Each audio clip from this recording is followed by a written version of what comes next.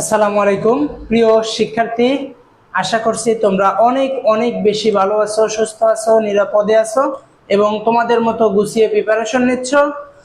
আজকের এই মাহেন্দ্রক্ষণে দাঁড়িয়ে আমরা আজকের সেই গুরুত্বপূর্ণ একটা ক্লাস নিয়ে উপস্থিত হয়েছি। সাথে আছি আমি মোহাম্মদ রুবেল হোসেন, শিক্ষার্থী, রাজশাহী বিশ্ববিদ্যালয়। আজকে আমরা এমন একটা ক্লাস নিব যেটা এর আগে নিয়েছিলাম শেষ সময়ের সেরা প্রস্তুতির টপ 135 প্লাস বাংলা এমসিকিউ নিয়ে। তার বাকি অংশ নিব এবং আজকে আমরা সাধারণ জ্ঞানের সাম্প্রতিক বিষয়গুলি নিয়ে কথা বলবো, যেগুলো থেকে রাত পোহালেই আমাদের পরীক্ষার হলে পরীক্ষা দিতে হবে। এখানে কমন পাবা ইনশাল্লাহ। এছাড়া 19 তারিখে আমাদের এই যে 19 তারিখে যে T20 খেলা হবে, এই T20 খেলাতেও কমন পাবা ইনশাল্লাহ।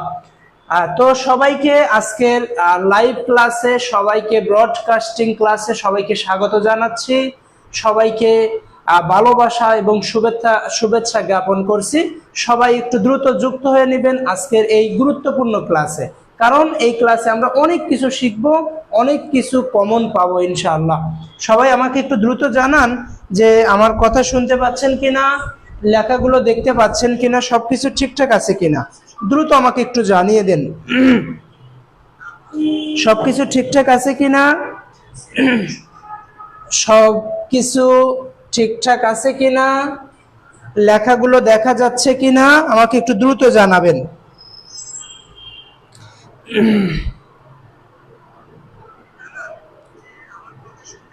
সবাই একটু দ্রুত একটু জানান, দ্রুত একটু যুক্ত হয়ে নেন।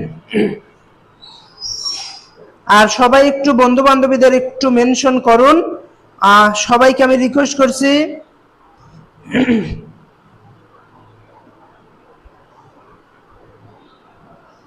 সবাই একটু বন্ধু বান্ধবীদের মেনশন করুন, কারণ আমাদের ক্লাস অতি দ্রুতই শুরু করব ইনশাআল্লাহ।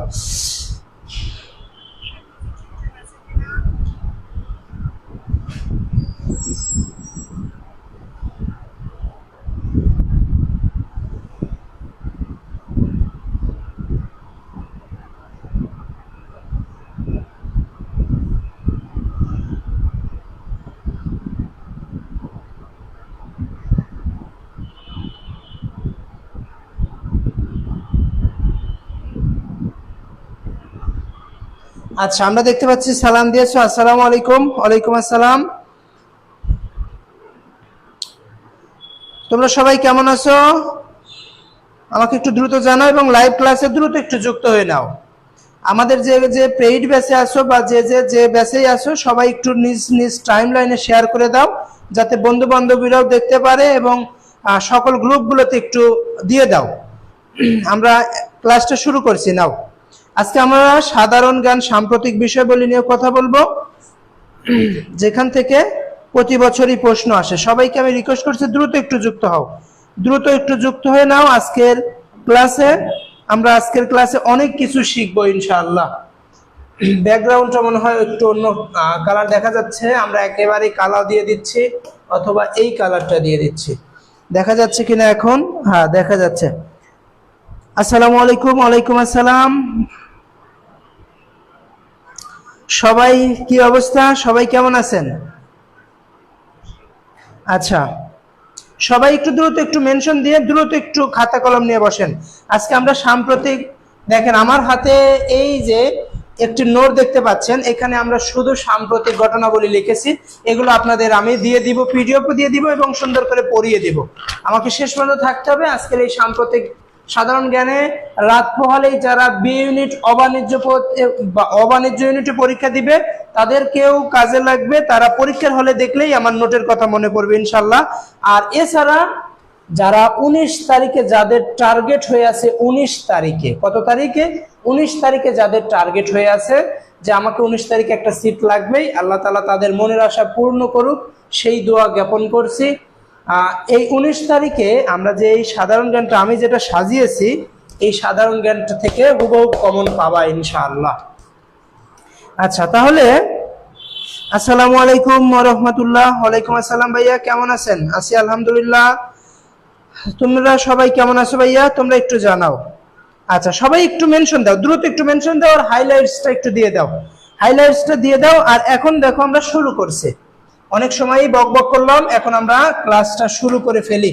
দেখো ক্লাসটা 1 নম্বর যে প্রশ্নটা লিখেছি, এইরকম যদি প্রশ্নটা দেয়, গাজা একটি ড্যাশ এর নাম।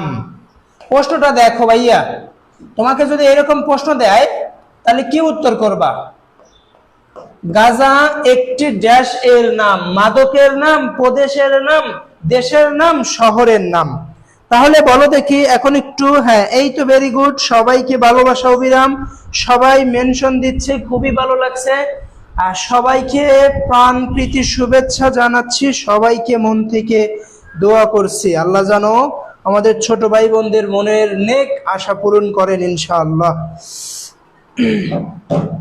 আচ্ছা দেখেন প্রশ্নটা একটু দেখেন। 1 নম্বর যে প্রশ্নটা, গাজা একটি ড্যাশের নাম, বলেন তো দেখি এই প্রশ্নটার কি উত্তর হবে? গাজা একটি মাদকের নাম, গাজা একটি প্রদেশের নাম, গাজা একটি দেশের নাম, গাজা একটি শহরের নাম। তাহলে কি উত্তর করবেন বলেন? দ্রুত একটু বলবেন, দ্রুত, কারণ আমাদের সময় ওয়েস্ট করা যাবে না। আমরা একজন মানে পরীক্ষার্থী মানুষ, আমাদের মূল কাজ হবে ভাইয়া পড়াশোনা করতে হবে। আমাদের মূল কাজ হবে কি ভাইয়া? আমাদের মূল কাজ হবে কম সময়ে আমরা যেন বেশি ভালো কিছু করতে পারি, বেশি পারফরমেন্স করতে পারি। সেজন্য আপনারা কি করবেন ভাইয়া, আপনারা একটু দ্রুত যুক্ত হয়ে নেবেন, সময় ওয়েস্ট করবেন না, আমি বলছি দ্রুত। আমরা প্রথমের দিকে একটু আগে আমরা একটু হয়ে নিক, তারপরে আমরা তথ্য দিয়ে দিব বি ইউনিটের। কালকে আগামীকাল যে পরীক্ষাটা আছে, এই পরীক্ষায় কি কি বিষয় থেকে প্রশ্ন হবে এবং কিভাবে উত্তর করব সেটা আমরা কিছু সময় পরে আমরা উত্তর দিচ্ছি ইনশাআল্লাহ। কিছু সময় পরে আমরা একটু উত্তর দিচ্ছি, সেজন্য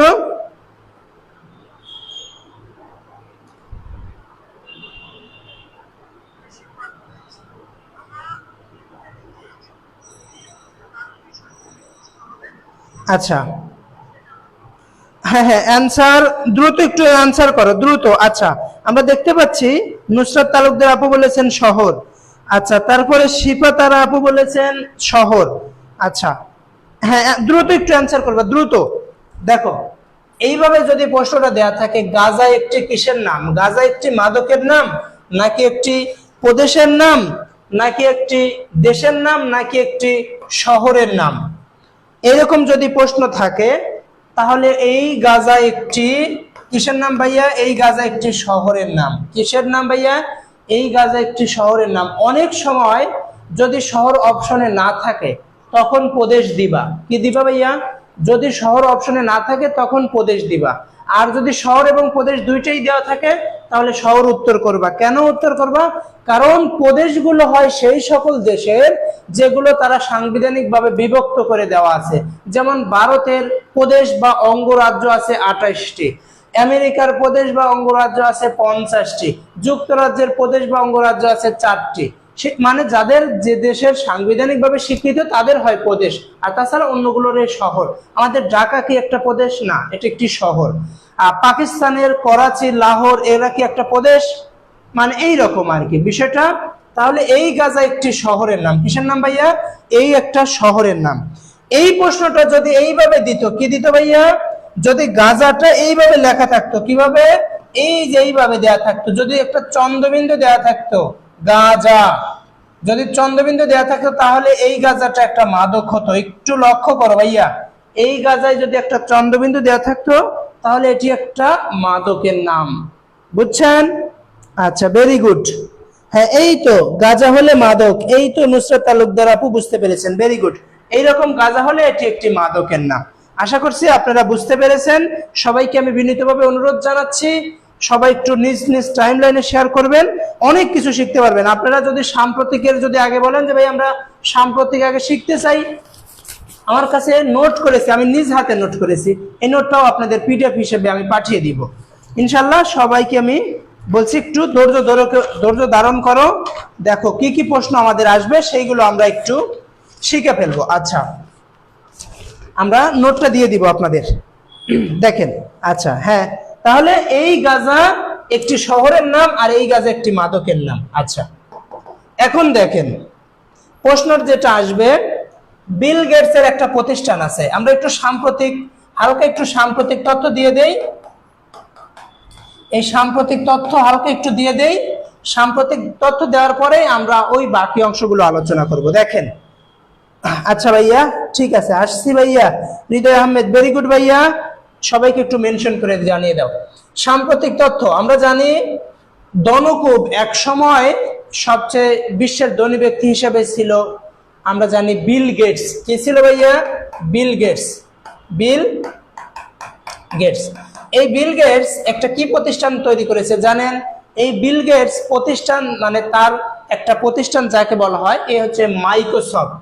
কি ভাইয়া? মাইক্রোসফট। এই মাইক্রোসফটটা, এই মাইক্রোটা বানান এইভাবে হয়, আরে বাবা,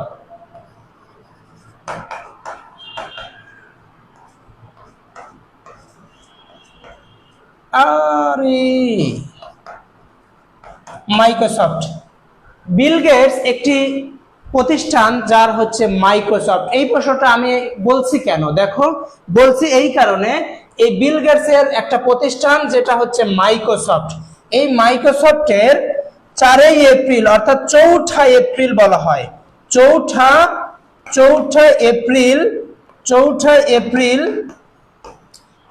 এপ্রিল ভাইয়া, এই প্রশ্নটা আমি বলছি কারণ বিল গেটস এর একটা প্রতিষ্ঠান মাইক্রোসফট, এই মাইক্রোসফটের 4 এপ্রিল 2025-এ 50 বছর পূর্ণ হলো। 50 বছর পূর্ণ হলো। 50 বছর কি হলো ভাইয়া?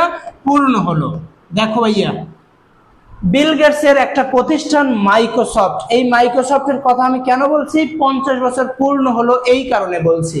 4 এপ্রিল 2025 সালে বিল গেটস এর মাইক্রোসফটের প্রতিষ্ঠাতা হয়েছে 50 বছর। তাহলে কত সালে এটা গঠিত হয়েছিল বলতো? গঠিত হয়েছিল 4 এপ্রিল। আমরা জানি 4 এপ্রিল কত সালে গঠিত বলতো? 1975 সালে। কত সালে গঠিত ভাইয়া? 1975 সালে। 1975 সালে এই বিল গেটস এর মাইক্রোসফটের প্রতিষ্ঠা হয়েছিল। আচ্ছা, আরেকটু তথ্য জেনে নেব। এই 50 বছর পূর্তি উপলক্ষকে তাকে কি বলা হয় বলতো ভাইয়া? 50 বছর পূর্তিকে বলা হয় সুবর্ণ জয়ন্তী। সুবর্ণ জয়ন্তী। সুবর্ণ জয়ন্তী। এই সুবর্ণ জয়ন্তীর ইংরেজি নাম কি ভাইয়া? সুবর্ণ জয়ন্তীর ইংরেজি নাম গোল্ডেন জুবিলি। গোল্ডেন জুবেলি। জুবেলি। এই এখানে BILI জুবিলি।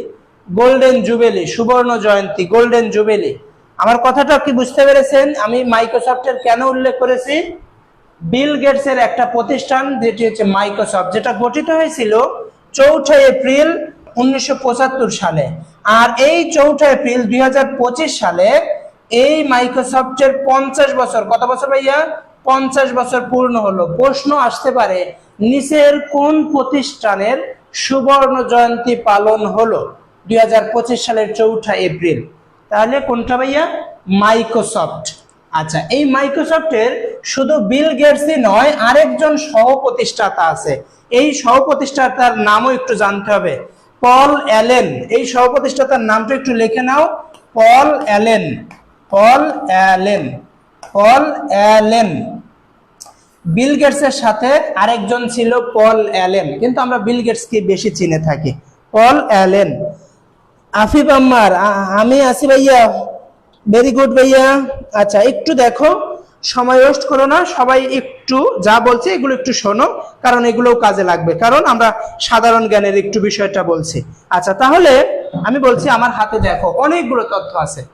আমি একটু ধৈর্য ধারণ করার জন্য তোমাদের কাছে বিনীত অনুরোধ জানাচ্ছি, কারণ আমরা পড়াশোনার বিষয়ে ধৈর্য ধারণ করতে পারি না। আমরা যদি রিলস ভিডিও দেখি, মুভি দেখি, হাস্যকর অনেক ফানি কিছু দেখি, টাইমের পর টাইম, ঘন্টার পর ঘন্টা, সেকেন্ডের পর সেকেন্ড আমরা কাটিয়ে দিতে পারি, কিন্তু পড়াশোনা বিষয় যখনই আসি 2 মিনিট, 1 মিনিট, 3 সেকেন্ড, 5 সেকেন্ড পরেই চলে যাই। আচ্ছা, তাহলে হ্যাঁ, এই তো। আচ্ছা, তাহলে আমরা এতটুকু শিখে ফেলেছি। বিল গেটস এর একটা প্রতিষ্ঠান মাইক্রোসফট কত সালে প্রতিষ্ঠা হয়েছিল? আমার সাথে একবার করে বলুন, মুখস্থ হয়ে যাবে। 4 এপ্রিল 1975 সালে 50 বছর পূর্তি উপলক্ষ হিসাবে সুবর্ণ জয়ন্তী পালিত হলো কবে? 4 এপ্রিল 2025 সালের সুবর্ণ জয়ন্তী। সুবর্ণ জয়ন্তীর ইংরেজি কি? Golden jubilee. Golden jubilee, very good. আচ্ছা আচ্ছা ঠিক আছে। কারেন্ট ছিল না ভাইয়া, দেরি হয়ে গেল। দেরি হওয়ার সমস্যা না ভাইয়া, এখন থেকে একটু শোনো, এখন এর থেকে একটু করো। আচ্ছা, এতটুকু ক্লিয়ার কিনা? এতটুকু ক্লিয়ার কিনা একটু জানাও। তারপরে আমরা আরেকটু গুরুত্বপূর্ণ তথ্য জানবো। ফোর্ট উইলিয়াম কলেজ আমরা জানি, আর এখন আমরা শিখবো এখানে ফোর্ট উইলিয়াম দুর্গ। আমরা এখন পরবর্তী যেটা শিখবো ফোর্ট উইলিয়াম, আমরা একটা পরবর্তী শিখবো ফোর্ট উইলিয়াম দুর্গ। এই ফোর্ট উইলিয়াম দুর্গ আমরা পরিচিত আছে না, ব্রিটিশ ইস্ট ইন্ডিয়া থেকে যেমন ফোর্ট উইলিয়াম দুর্গ গঠিত হয়েছিল, এই ফোর্ট উইলিয়াম দুর্গর বর্তমান নাম বিজয় দুর্গ।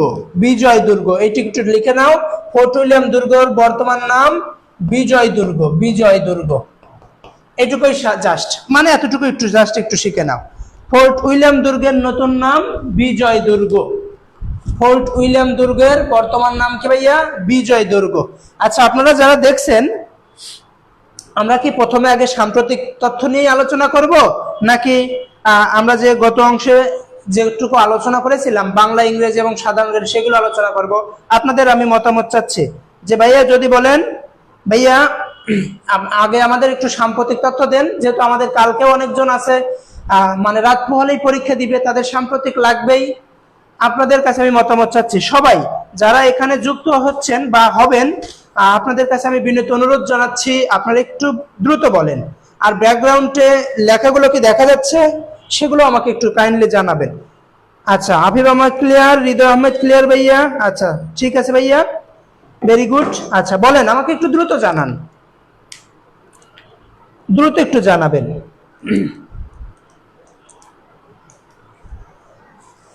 আচ্ছা, আমাকে একটু দ্রুত জানাবেন যে আপনারা কি এখন সাম্প্রতিকটাই ক্লাস করবেন নাকি মৌলিক জিকের ওইগুলো করবেন। তাহলে এই ফোর্ট উইলিয়াম দুর্গ আমরা জানি, এই ফোর্ট উইলিয়াম দুর্গটা আমরা জানি, ফোর্ট উইলিয়াম একটা কলেজ আছে না, ফোর্ট উইলিয়াম কলেজ কত সালে হয়? 1800 সালে। ফোর্ট উইলিয়াম কলেজে বাংলা বিভাগ খোলা হয় কত সালে? বাংলা বিভাগ খোলা হয় 1801 সালে। এই কারণে বাংলার আধুনিক যুগ ধরা হয় 1801 থেকে বর্তমান কালকে। ফোর্ট উইলিয়াম দুর্গে বাংলা বিভাগ খুলেছিল 1801 সাল থেকে। আচ্ছা, সাম্প্রতিক, আচ্ছা ঠিক আছে, সাম্প্রতিক আলোচনা করেন। সাম্প্রতিক দেন ভাইয়া, সমস্যা নাই। সাম্প্রতিক, ভেরি গুড। আচ্ছা সাম্প্রতিক, গুড। সবাই দেখছি সাম্প্রতিক তথ্যতে বেশি বলছে, আগ্রহী সাম্প্রতিক। আচ্ছা, তাহলে আমরা অলরেডি কিন্তু দুইটা তথ্য সাম্প্রতিক শিখে ফেলেছি। এখন আমরা যে তথ্যটা শিখবো, পবিত্র কোরআন লিখবা। পবিত্র কোরআন জাদুঘর উদ্বোধন করেছে। পবিত্র কোরআন, পবিত্র কোরআন জাদুঘর, পবিত্র কোরআন জাদুঘর উদ্বোধন করেছে। এই উদ্বোধন করেছে সৌদি আরব। সৌদি আরব। প্রশ্নটা আসতে পারে, কোন দেশে পবিত্র কোরআন জাদুঘর উদ্বোধন করেছে?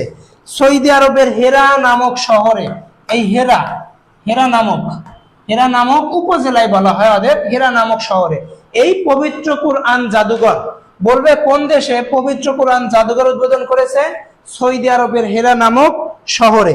আচ্ছা, হেরা নামক শহরে, এতটুকুই।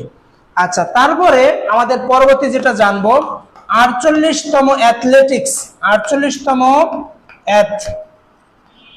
অ্যাথলেটিক্স 48তম অ্যাথলেটিক্স 48তম অ্যাথলেটিক্স, অ্যাথলেটিক্স মানে কি? দৌড়াদৌড়ি যেগুলো কাজ। 48তম অ্যাথলেটিক্সের দ্রুততম মানব হিসেবে আছে নৌবাহিনীর এবং দ্রুততম মানবীও আছে নৌবাহিনীর। দেখো, একটা হচ্ছে ইসমাইল, দ্রুততম মানব আছে হচ্ছে ইসমাইল, আর হচ্ছে শিরিন। দেখো, 48তম অ্যাথলেটিক্স 48তম অ্যাথলেটিক্স। দেখো লেখাগুলো কি দেখা যাচ্ছে? আচ্ছা ক্লিয়ার। আচ্ছা আচ্ছা দেখতে পাচ্ছি, আমার এখানে তো স্পষ্টই দেখা যাচ্ছে, এখন আপনাদের ওখানে স্পষ্ট দেখা যাচ্ছে কিনা আমাকে জানাবেন। দেখেন আমরা কি তথ্য দিলাম, 48তম অ্যাথলেটিক্স, বাংলাদেশের 48তম অ্যাথলেটিক্স এর দ্রুততম মানব হিসাবে আছে নৌবাহিনীর ইসমাইল হোসেন। নৌবাহিনীর কি ভাইয়া? ইসমাইল হোসেন। আর দ্রুততম মানবী হিসেবে আছে নৌবাহিনীরই শিরিন, তিনি 16তম বারের মতো তিনি চ্যাম্পিয়ন হয়েছেন অ্যাথলেটিক্সের। 16তম বারের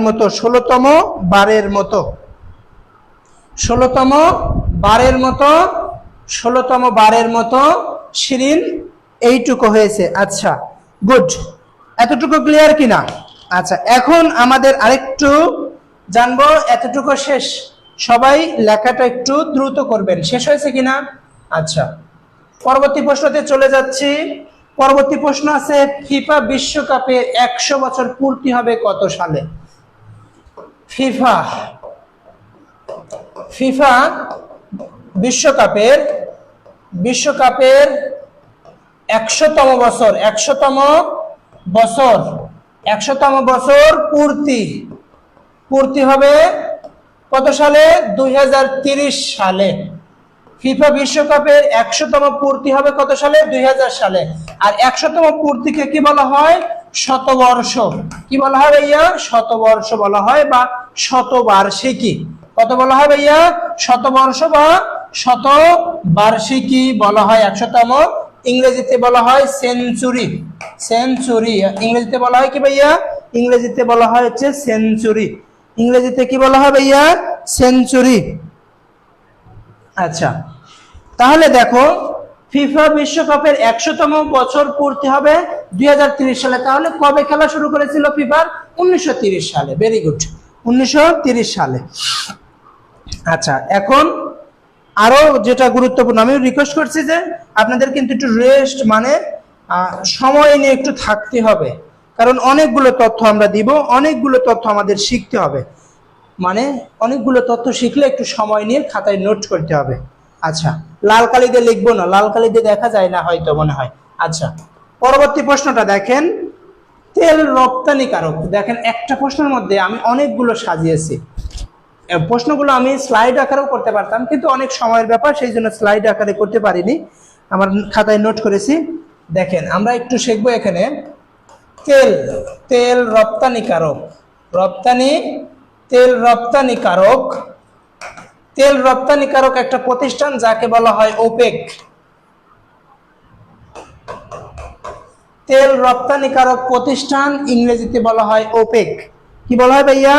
তেল রপ্তানিকারক প্রতিষ্ঠান ইংরেজিতে কি বলা হয়? বলা হয় হচ্ছে ওপেক। এই ওপেক প্রতিষ্ঠা হয়েছে কত সালে?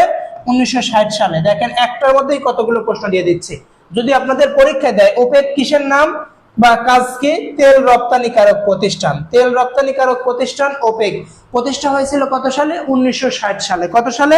1960 সালে। এর সদস্য সংখ্যা কত? এর সদস্য সংখ্যা হচ্ছে 12 জন। কতজন ভাইয়া? সদস্য সংখ্যা হচ্ছে 12 জন। এই ওপেকভুক্ত একমাত্র মুসলিম সদস্য। ওপেকভুক্ত একমাত্র মুসলিম সদস্য। আর দক্ষিণ এশিয়ার মুসলিম সদস্য, ওপেকভুক্ত একমাত্র মুসলিম সদস্য, একমাত্র বললে কথাটা ভুল হবে, অআরব বলে দেই। অআরব বা অনারব। অআরব মানে অনারব একই কথা। আচ্ছা অআরব তো বোঝেন বিষয়টা। অআরব বলতে কি বোঝায় জানেন? যে দেশটা মুসলিম দেশ কিন্তু তাদের ভাষা আরবি নয়, তাদেরকে বলা হয় অআরব বা অআরব।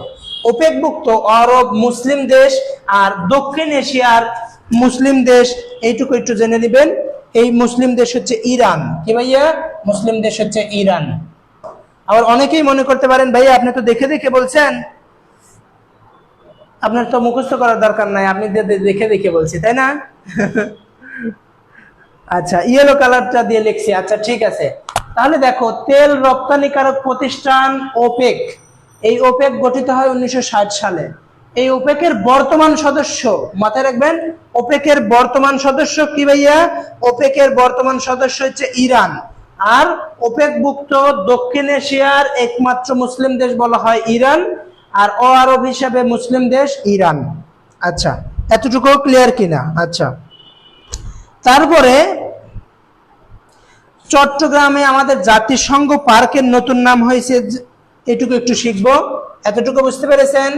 আচ্ছা, এখন দেখেন আমরা আরেকটু যেটা শিখবো, চট্টগ্রামের জাতিসংঘ, চট্টগ্রামের জাতিসংঘ,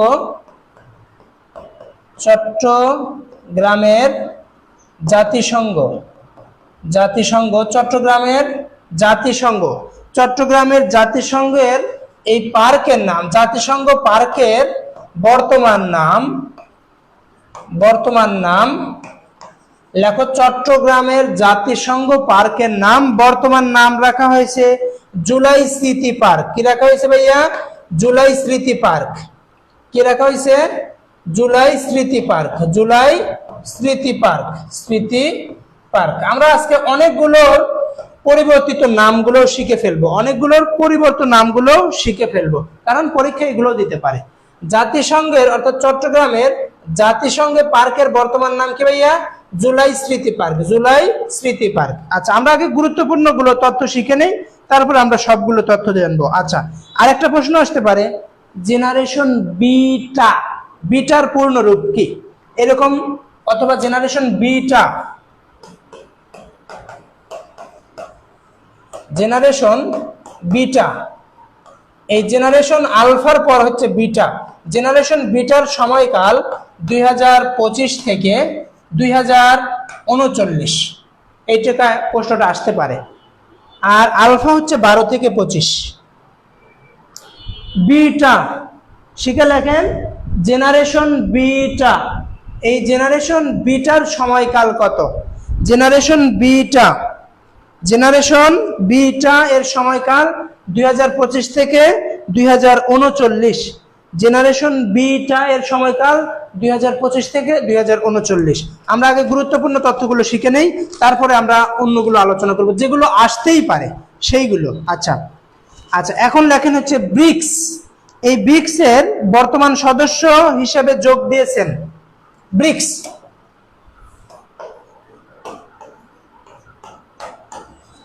ব্রিক্স, ব্রিক্স, এই ব্রিক্স এর বর্তমান সদস্য কতটি? বর্তমান সদস্য, ব্রিক্স এর বর্তমান সদস্য কতটি? ব্রিক্স এর বর্তমান সদস্য হচ্ছে 10টি দেশ। কয়টি দেশ ভাইয়া?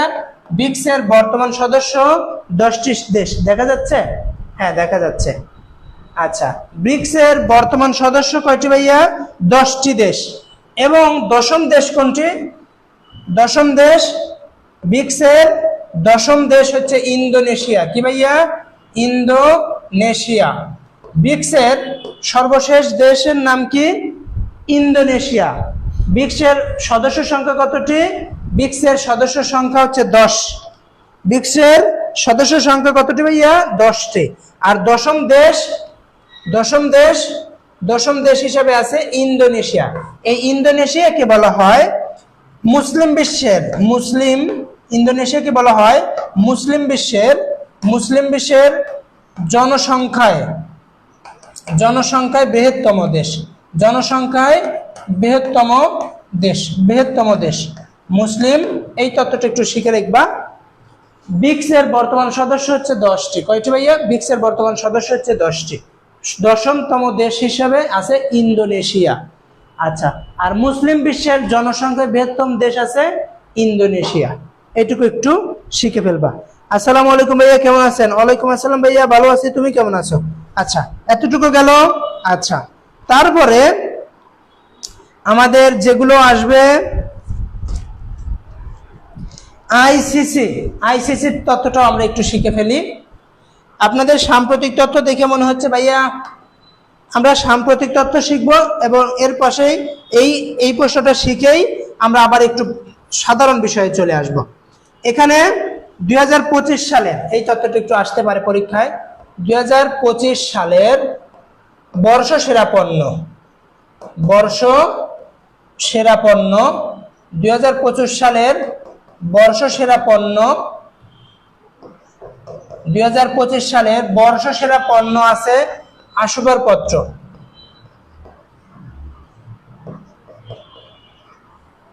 আসবাবপত্র 2025 সালের বর্ষ সেরা পণ্য, 2025 সালের বর্ষ সেরা পণ্য আছে, অথবা বর্ষ সেরা পণ্যটার কথা তোমরা আবার বুঝতে পারবো না, বর্ষ পণ্য হিসাবে লিখে দেই। নাও,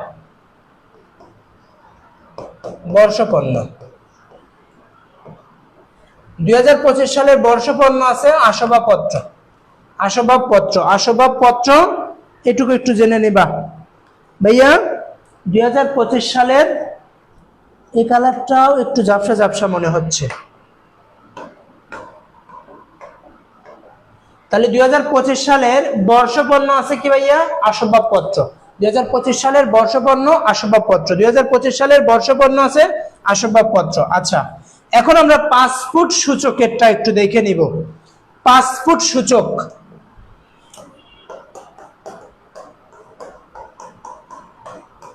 এই 5 ফুট সূচকে শীর্ষ দেশ, 5 ফুট সূচকে শীর্ষ দেশ, 5 ফুট সূচকে শীর্ষ দেশ আছে কি ভাইয়া? 5 ফুট সূচকে শীর্ষ দেশ জানবো, সর্বনিম্ন দেশ জানবো, সর্বনিম্ন দেশ জানবো এবং বাংলাদেশ জানবো, বাংলাদেশের কততম অবস্থান।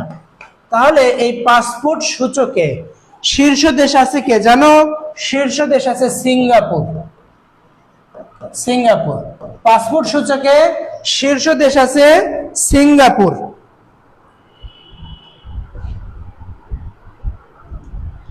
পাঁচ ফুট সূচকে শীর্ষ দেশ আছে কি ভাইয়া? শীর্ষ দেশ আছে হচ্ছে সিঙ্গাপুর। আর দ্বিতীয়তে আছে হচ্ছে জাপান। কি আগে কিন্তু প্রথমে ছিল জাপান, দ্বিতীয়তে আছে জাপান ও দক্ষিণ কোরিয়া বলা হয়, জাপান ও দক্ষিণ কোরিয়া, কোরিয়া। আর বাংলাদেশের অবস্থান আছে 93তম, 93তম। এই তো একটু তিনটে তথ্য একটু তুলে নাও। পাসপোর্ট সূচকে শীর্ষ দেশ আছে হচ্ছে ইন্দোনেশিয়া, অর্থাৎ যে দেশের পাসপোর্ট সবচেয়ে শক্তিশালী, শক্তিশালী আছে হচ্ছে সিঙ্গাপুর। আর দ্বিতীয় পজিশনে আছে কি? জাপান এবং দক্ষিণ কোরিয়া। বাংলাদেশের অবস্থান কত? বাংলাদেশের অবস্থান 93তম। কত? 93তম হচ্ছে বাংলাদেশের অবস্থান। এতগুলো তথ্য একটু জানতে হবে। আচ্ছা, এতটুকু শেষ। আচ্ছা, এতটুকু শেষ হয়েছে। আচ্ছা, তারপরে আমরা সাম্প্রতিক তথ্যটা দিলে আপনারা হয়তো বিরক্ত হয়ে যাচ্ছেন, অনেক বলছেন ভাইয়া এত সাম্প্রতিক তথ্যগুলো অনেক দিয়েছি, যেগুলো আসার মতো তথ্য, সেই তথ্যগুলো ধরেন যে আসবেই ইনশাল্লাহ, সেই জন্যই ধরেন যে পড়াচ্ছি। এখন আপনাদের যদি ভালো না লাগে তাহলে তো কি করব বলেন? আমরা একটু পড়াশোনায় আবার ফিরে আসি, তারপরে সাম্প্রতিক তথ্য চলে যাচ্ছে। 32 নম্বর প্রশ্নটা থেকে এখান থেকে আবার যাচ্ছে। আমরা এই তথ্যগুলোও শিখবো, মাঝে মাঝে বাংলা ইংরেজি সাধারণ জ্ঞানও শিখবো, তারপরেও আবার সাম্প্রতিক তথ্যগুলোও শিখে ফেলবো। একে একে দুইটাই শিখবো, মানে যাতে সবগুলোই আমরা পারি। এক লাগারে সাম্প্রতিক পড়ালে আপনাদের হয়তো বিরক্ত হবে, বলবেন ভাইয়া এত তাড়াতাড়ি ইয়া করেছেন।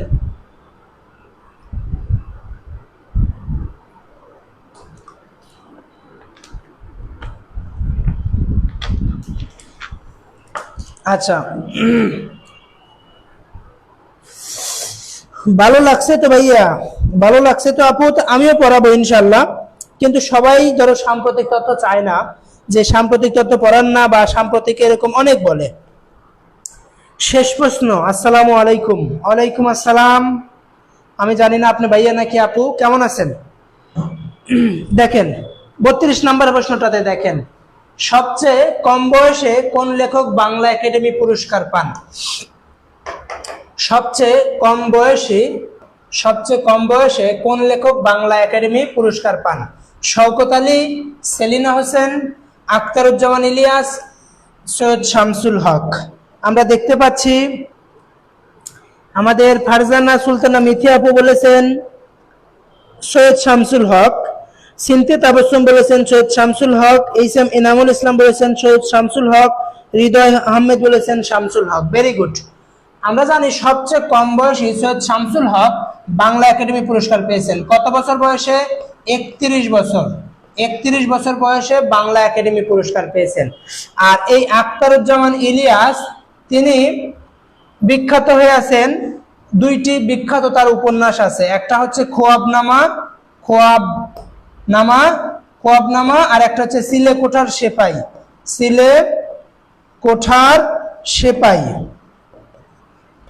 কোঠার সেপাই এবং খোয়াবনামা তার বিখ্যাত দুইটি উপন্যাস। আখতারুজ্জামান ইলিয়াস গাইবান্ধার গটিয়া গ্রামে মামা বাড়িতে জন্মগ্রহণ করেন। অনেক সময় প্রশ্ন আসে কোন লেখক মামা বাড়িতে জন্মগ্রহণ করেছেন? এই আখতারুজ্জামান ইলিয়াস। আচ্ছা, আর সেলিনা হোসেন আমরা জানি ক্রিয়া সঙ্গীতের রচয়িতা সেলিনা হোসেন। তাহলে আমরা 32 নাম্বার পেরে গিয়েছি। Very good. আচ্ছা ভাইয়া, অনেকদিন ধরে ক্লাস করান না, মোডটা অফ থাকে, আপনি শুধু পরীক্ষা নিচ্ছেন, ক্লাস করান না, এত মন খারাপ ছিল। ভাইয়া এখন থেকে মন ভালো হবে ইনশাআল্লাহ। সবাই দেখো। আচ্ছা 33 নম্বর, নিচের কোনটি চতুষ্পদী কবিতা? চতুর্দশপদী কবিতা বলতে কি বোঝায় বলো তো? চতুর্দশপদী কবিতা বলতে যাকে বলা হয় সনেট। কি ভাইয়া? সনেট। যে কবিতার লাইন সংখ্যা 14টি তাদেরকে বলা হয় চতুর্দশপদী কবিতা। কি বলা হয়? চতুর্দশপদী কবিতা। রাসেল মিয়া খোয়াবনামা, চিলেকোঠার সেপাই। Very good. 33 নম্বর প্রশ্ন দেখেন, নিচের কোনটি চতুর্দশপদী কবিতা? ছবি কবিতা, পদ্মা কবিতা, সুচেতনা কবিতা, 18 বছর বয়স কবিতা। অর্থাৎ নিচের কোন কবিতাটির লাইন সংখ্যা আছে 14টি? তাহলেই বুঝতে পারবেন এই কবিতাটা চতুর্দশপদী কবিতা। বলেন নিচের কোনটি চতুর্দশপদী কবিতা? নিচের কোনটি চতুর্দশপদী কবিতা? হ্যাঁ, ভেরি গুড। আপনারা কিন্তু ভুল করছেন উত্তর, কারণ এই যে সুচেতনা না, পদ্মা কবিতাটা আছে 14 লাইন। পদ্মা কবিতা ভুলে গেলে হবে কেন? নিচের কোনটি চতুর্দশপদী কবিতা? পদ্মা কবিতা। সুচেতনা নয়, পদ্মা কবিতা হচ্ছে 14 লাইন বিশিষ্ট। আচ্ছা, এই চতুর্দশকে কি বলা হয়? চতুর্দশকে বলা হচ্ছে সনেট। যদি এখন বলি সনেটের জনককে, সনেটের জনক হচ্ছে পেত্রাক। সনেট কোন দেশের? সনেট হচ্ছে ইতালি, অর্থাৎ পেত্রাক কোন দেশের? ইতালি। আর বাংলা সনেট, এই বাংলা সনেটের জনক কে ভাইয়া? বাংলা সনেটের জনক মাইকেল মধুসূদন দত্ত। মাইকেল শব্দটা কত সালে তিনি গ্রহণ করেন? 1843 সালে, মানে বৌদ্ধ ধর্ম গ্রহণ করার ফলে মাইকেল মধুসূদন দত্ত তিনি কত বছর বয়সে? বলা হয় তিনি 1824 সালে জন্ম, 19 বছর বয়সে মাইকেল উপাধিটা গ্রহণ করেছিলেন। কত বছর বয়সে? মাইকেল। ভাইয়া, কুমিল্লার জন্য অন্য জায়গায় ভর্তি হয়েছিলাম, কিন্তু ভেবেছিলাম পড়তে পারবো, কিন্তু আফসোস ওনারা কেউ আপনার মতো বোঝাতে পারে নাই। খুবই দুঃখজনক ব্যাপার ভাইয়া। টাকা দিয়ে ভর্তি হয়েছ? আচ্ছা, এখন সুন্দর করে পড়ো আল্লাহ। তাহলে ধরো 33 নাম্বার, পদ্মা দিবা, সুচেতনা না, পদ্মা কবিতা। হ্যাঁ, Michael Madhusudan Dutta. Very good. তাহলে মাইকেল মধুসূদন দত্ত, তার বিষয়ে প্রশ্ন আছে, আমরা আস্তে আস্তে আলোচনা করছি। তাহলে এটার উত্তর হবে কি? এটা হচ্ছে পদ্মা কবিতা। পরবর্তী প্রশ্নটা দেখো, জীবনানন্দ দাশের মৃত্যুর পরে প্রকাশিত কাব্য কোনটি?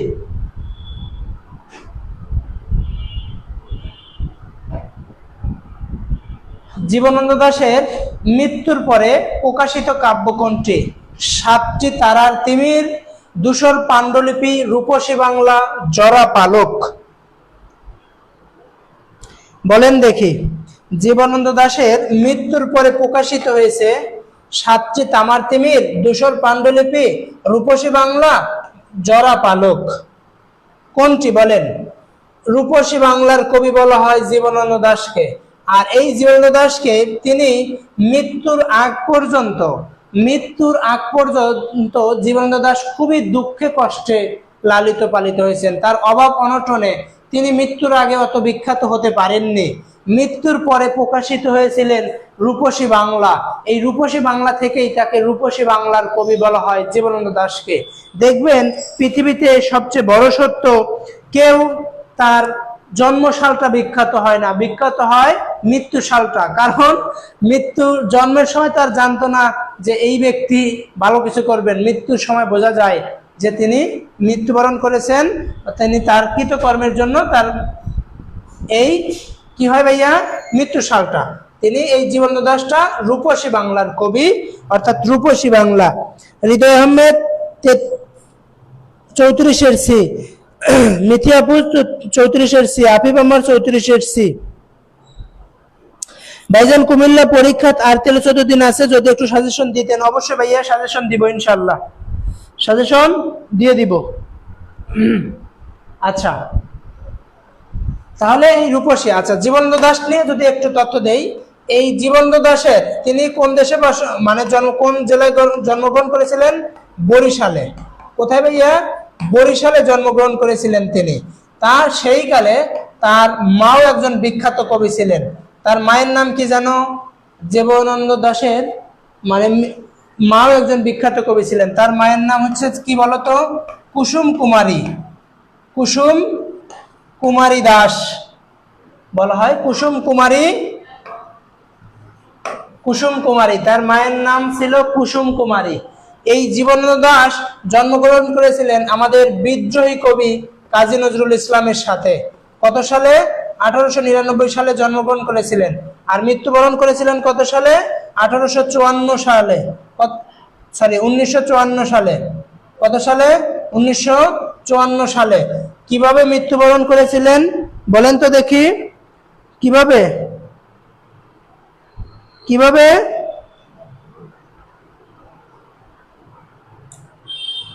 জীবনানন্দ দাশের মৃত্যুর পরে প্রকাশিত কাব্য আমরা জানি রূপসী বাংলা।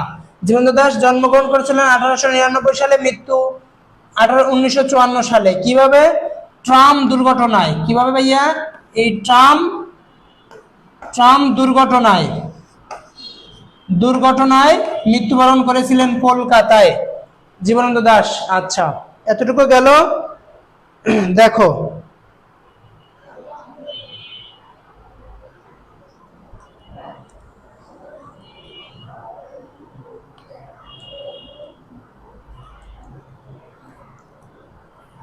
Very good. আচ্ছা, পরবর্তী প্রশ্নটা দেখো।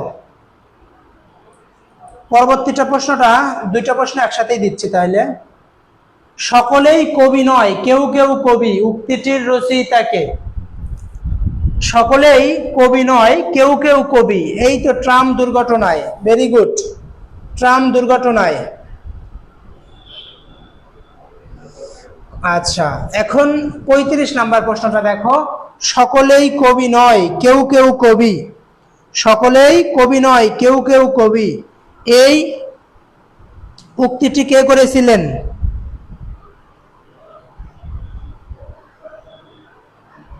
সকলেই কবি নয়, কেউ কেউ কবি, এই উক্তিটি কে করেছিলেন বলো তো দেখি?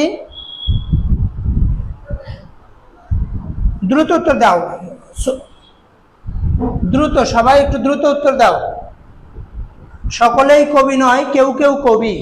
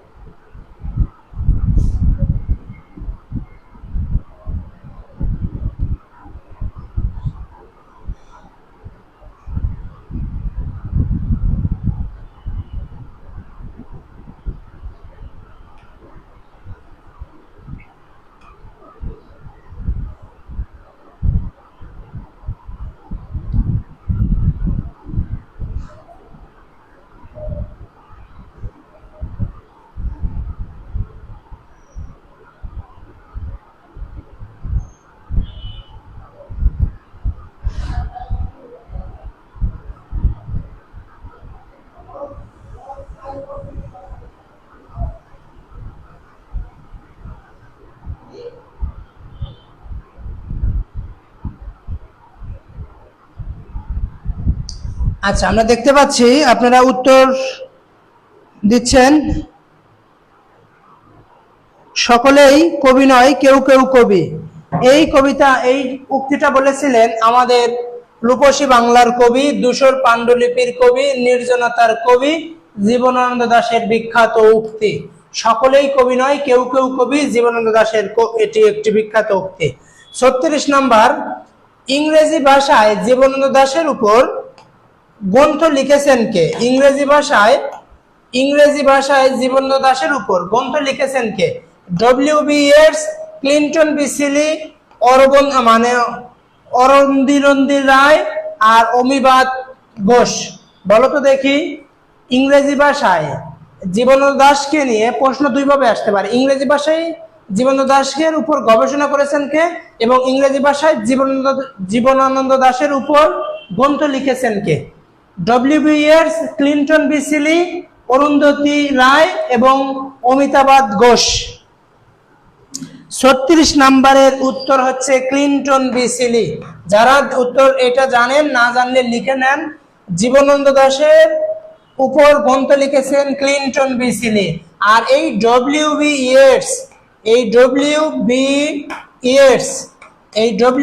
ইয়েটস তিনি হচ্ছেন গীতাঞ্জলি। এই গীতাঞ্জলি কাব্যগ্রন্থের অনুবাদ মানে ভূমিকা লিখেছিলেন, অর্থাৎ ইংরেজিতে অনুবাদ করেছিলেন।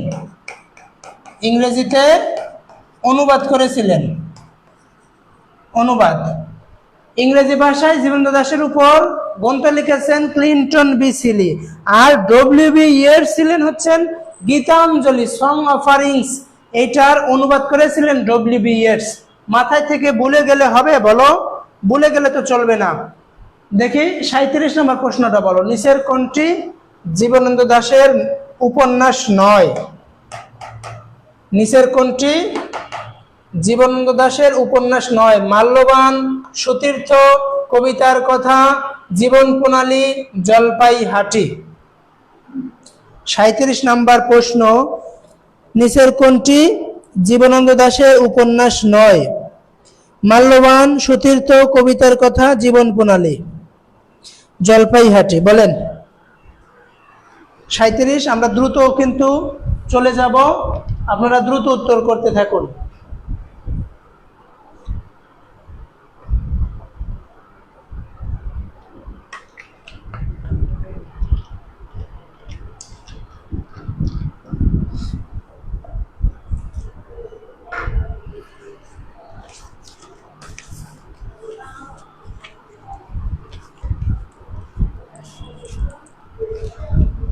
দ্রুত। আর আপনাদের একটি ক্লাসের মাঝে একটা অ্যাড দিয়ে দেই। আমাদের রাবি স্পেশালের জন্য বিশেষ স্পেশাল রাবি পেইড ব্যাচ চালু হয়েছে, যেখানে আমরা ওএমআর শিটে পরীক্ষা নিচ্ছি। প্রতিদিন 100 এবং 200 মার্কের পরীক্ষা নিচ্ছি। যারা দিতে চান সরাসরি আমাদের এই যেরকম স্ট্যান্ডার্ড মানের প্রশ্ন আসে, যারা আমাদের পেইড ব্যাচের আছো, অফলাইন অনলাইন আছো, তারা একটু কমেন্ট করে জানাও যে আমাদের প্রশ্নগুলো কেমন। যারা নতুন তারা ভর্তি হতে পারো মাত্র অল্প কিছু টাকায়, যেটা তোমার একদিনের চা নাস্তার টাকাও হবে না। এই টাকায় তুমি মাত্র অল্প কয়েক টাকায় তুমি আমাদের পেইড ব্যাচে ভর্তি হয়ে নিতে পারো।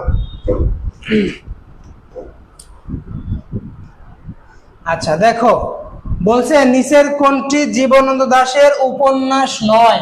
আমরা তো জানি শুধু পাঠ্য বইয়ে মাল্যবান এবং সুতীর্থটা এই দুইটাই উপন্যাস হিসেবে দিয়ে দেওয়া আছে, কিন্তু তার যে এই জীবন প্রণালীও একটা উপন্যাস, জলপাইহাটিও একটি উপন্যাস। আর এই কবিতার কথা একটি কাব্যগ্রন্থ ভাইয়া, তাই এই কবিতার কথাটা উপন্যাস নয়। অনেকজন আপু, মিতি আপু ভুল করে ফেলছো কিন্তু। 37 নাম্বার, এত প্রশ্ন ভুল করলে হবে? বলো।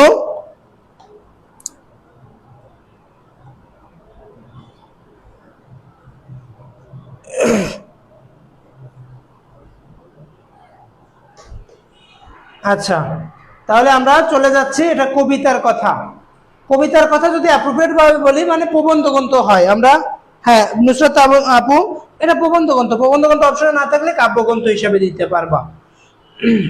আচ্ছা, সনেট কি বলো তো দেখি। 38 নাম্বার প্রশ্ন, সনেট কি? কবিতার রূপকল্পের নাম, ছন্দের নাম, কবিতার নাম, অলংকারের নাম। সনেট, এই সনেট একটি কবিতার রূপকল্পের নাম। সনেট কবিতার রূপকল্পের নাম। সনেট একটি কবিতার রূপকল্পের নাম। সনেটের জনক পেত্রাক, বাংলা সনেটের জনক মাইকেল মধুসূদন দত্ত। বাংলা সাহিত্যের প্রথম সনেট কোনটি বলো দেখি। বাংলা সাহিত্যের প্রথম সনেট কোনটি? বঙ্গভাষা, সমুদ্রের প্রতি রাবণ, কপোতাক্ষ নদ, মাতৃভাষা। এখানে যেগুলো দিয়েছি সবগুলোই সনেট। বলছে, প্রশ্নটা বলছে বাংলা সাহিত্যের প্রথম সনেট কোনটি? বাংলা সাহিত্যের প্রথম সনেট বঙ্গভাষা। বাংলা সাহিত্যের প্রথম সনেট বঙ্গভাষা। আর এগুলো সবগুলোই সনেট, অর্থাৎ 14 লাইন বিশিষ্ট সবগুলোই সনেট। কিন্তু প্রথম কোনটা ভাইয়া? প্রথম হচ্ছে বঙ্গভাষা, উত্তর করবেন। আচ্ছা, তাছাড়া কপোতাক্ষ নদ, সমুদ্রের প্রতি রাবণ, মাতৃভাষা প্রত্যেকটাই সনেট। 40 নম্বর, গতিজার নিঃস্ব নিঃস্বী দুর্বৃতি উক্তিটি কার? এটি আমরা জানি বিভীষণের প্রতি মেঘনাদ। এই বিভীষণের প্রতি মেঘনাদ, প্রতি মেঘনাদ, মেঘনাদ, বিভীষণের প্রতি মেঘনাদ কবিতা অংশ থেকে নেওয়া হয়েছে। গতিজার নিঃস্ব নিঃস্বী দুর্নীতি উক্তিটি কার? এটি কি বিভীষণের উক্তি, নাকি রাবণের উক্তি, নাকি মেঘনাদের উক্তি, নাকি রামের উক্তি? বলেন দেখি। এখনো আর সবাই হয়তো ঘুমিয়ে গেছে, আরেকবার একটু হাইলাইটস দিয়ে দেই সবাইকে। আমি বলছি আরেকবার একটু নিজে হাইলাইটসটা দিয়ে দেই। হাইলাইটসটা একটু দিয়ে দাও সবাই, হাইলাইটস একটু দিয়ে দাও সবাইকে, একটু আবার জাগ্রত করো, কারণ এই প্রশ্নগুলো স্ট্যান্ডার্ড মানের প্রশ্ন, পরীক্ষায় আসার মতো প্রশ্ন।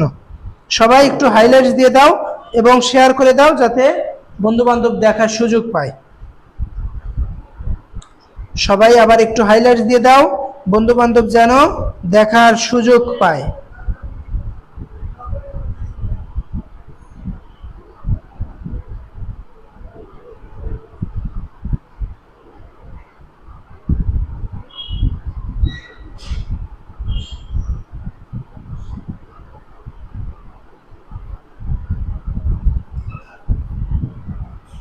হ্যাঁ, এই তো গুড। সবাই একটু হাইলাইটস দিয়ে দাও যাতে সবাই একটু দেখার সুযোগ পায়। আচ্ছা, তাহলে এই গতিজার গতিসহ নিঃস্বী দুর্নীতি এই কথাটা বিভীষণকে, মেঘনাদ রাবণের পুত্র মেঘনাদ বিভীষণকে বলেছিল যে তুমি যার সাথে চলবে তার তো ব্যবহার এরকম হবেই, অর্থাৎ ছোট লোকের সাথে চললে ছোট ব্যবহারই হবে। বলছে গতিজার নিঃস্ব, তোমার গতি তো নিঃ মানুষের সাথে, নিঃস্ব দুর্নীতি, তোমার তো চলাফেরা বা দূর মানুষের মতো, ছোট লোকদের বা ছোট নিচু মন মানসিকতার মতো তো হবেই। এই কথাটা বলেছিলেন মেঘনাদ। এখানে একটু শিখে নাও, এই মেঘনাদের অপর নাম হচ্ছে রাবণী। রাবণী, মেঘনাথের অপর নাম কি ভাইয়া? মেঘনাথের অপর নাম রাবণী। এই মেঘনাথকে বলা হয় যে অরিন্দ, অরিন্দ, অরিন্দ, অরিন্দ বিজয় করেছেন, অথবা অরিন্দম, দুইটাই হবে, অরিন্দ অরিন্দম। তাকে বলা হবে বাসব বিজয়ী। তাকে কি বলা হবে? তাকে বলা হবে, বলা হয় বাসব ত্রাস। তাকে বলা হয় বাসব ত্রাস। বিভীষণকে কি বলা হয়? বিভীষণ বলা হয় রাঘব দাস। রাঘব দাস, বিভীষণকে বলা হয় রাঘব দাস। মেঘনাথকে বলা হয় বাসব ত্রাস। মেঘনাথকে বলা হয় রাবণী, রাবণের পুত্র রাবণী। মেঘনাথকে বলা হয় অরিন্দম বা অরিন্দ, এগুলো মেঘনাথকে বলা হয়। আচ্ছা, আর রাবণকে কি বলা হয়? রাবণকে বলা হয় রক্ষশ্রেষ্ঠ। রামকে কি বলা হয়? রামকে, রাম এবং লক্ষণ, ওরা হচ্ছে এই রাম এবং লক্ষণের মধ্যে, অর্থাৎ লক্ষণ, এই লক্ষণকে তস্কর হিসাবে চিহ্নিত করা হয়েছে। তস্কর, তস্কর মানে কি ভাইয়া? তস্কর মানে হচ্ছে চোর। আচ্ছা, আপনারা বিভীষণের প্রতি মেঘনাদ কবিতা অংশটা বোঝেন নাকি?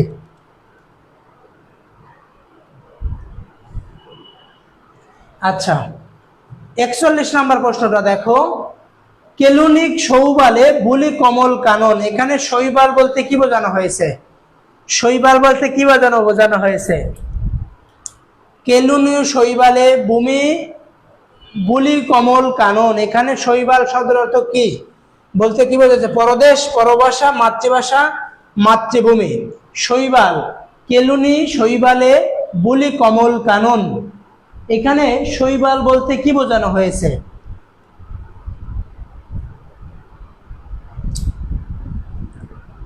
41 নাম্বার প্রশ্নটা বলেন দেখি।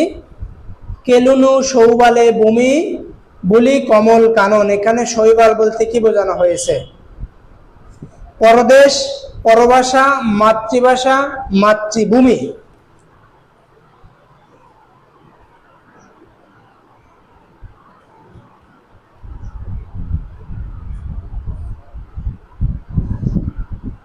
একচল্লিশ নাম্বার প্রশ্নটা আমরা দেখতে পাচ্ছি, উত্তর দিয়েছেন এইখানে কেলুনি শৈবালে বুলি কমল কানন, এখানে এই শৈবাল শব্দটার অর্থ বোঝানো হয়েছে পরভাষা।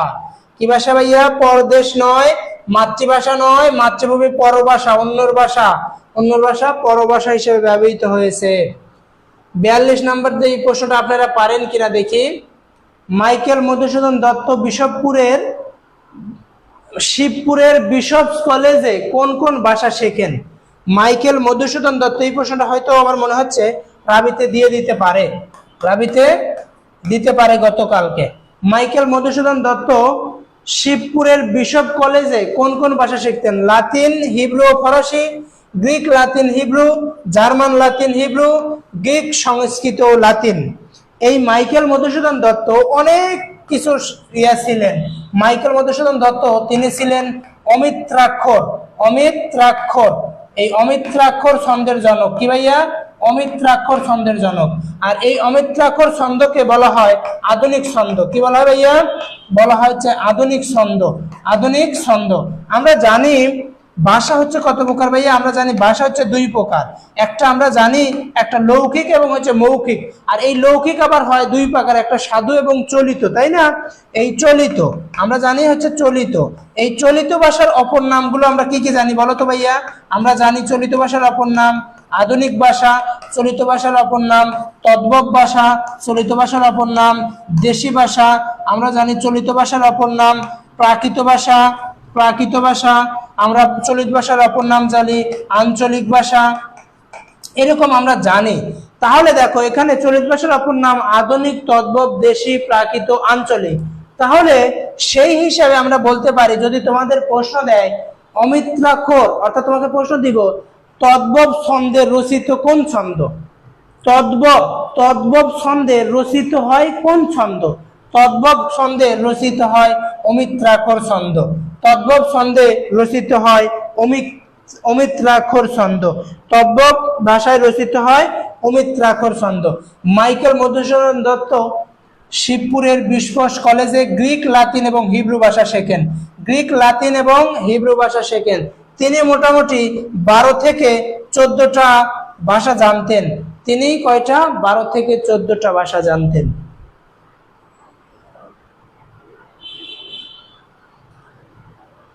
মেঘনাদের পিতামহীর নাম কি?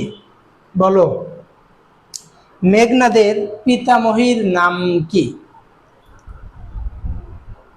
পিতামহী বলতে কি বোঝায় জানো? পিতামহী বলতে বোঝায় দাদিকে বোঝানো হয়। পিতামহী বলতে কি বোঝানো হয়? পিতামহী বলতে দাদিকে বোঝানো হয়। মেঘনাদের পিতামহীর নাম কি বলো? প্রমীলা, চিত্রাঙ্গনা, মন্দোদরী, নিকষা। এই প্রমীলা শব্দটা একটু বলে দেই। এই প্রমীলা কাজে মাইকেল মধুসূদন দত্তের স্ত্রীর নাম। মাইকেলের স্ত্রীর নাম হচ্ছে প্রমীলা। আর এই আশুলতা সেনগুপ্ত প্রমীলা কাজী নজরুল ইসলামের স্ত্রীর নাম। কাজী নজরুলের স্ত্রীর নামও হচ্ছে প্রমীলা। কাজী নজরুল ইসলামের দুইটা স্ত্রী ছিল, একটা প্রমীলা আর একটা কি ছিল? নার্গিস। প্রমীলা ছিল আর একটা ছিল হচ্ছে নার্গিস মানে কাজী নজরুল ইসলামের স্ত্রী। আর প্রমীলা ছিল কিন্তু মাইকেল মধুসূদন দত্তের কি ভাইয়া? স্ত্রীর নাম। আর এই মাইকেল মধুসূদন দত্তের ছদ্মনাম কি ছিল বলতে পারবা? ছদ্মনাম ছিল কি? ছদ্মনাম ছিল Timothy Pen Poem. Timothy Pen Poem ছিল মাইকেল মধুসূদন দত্তের ছদ্মনাম।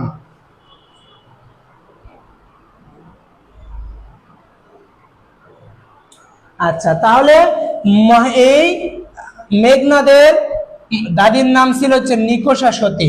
এই তথ্য যদি একটু দেই, নিকষা, এখান থেকে প্রশ্ন একটু আসতে পারে, আমরা একটু ব্যাখ্যা দেই।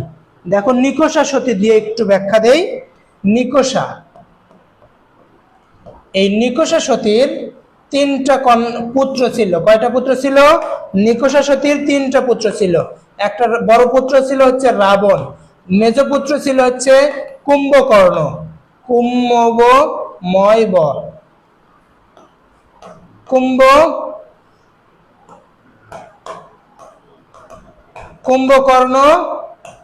কুম্ভকর্ণ, আর ছোটটা ছিল হচ্ছে বিভীষণ।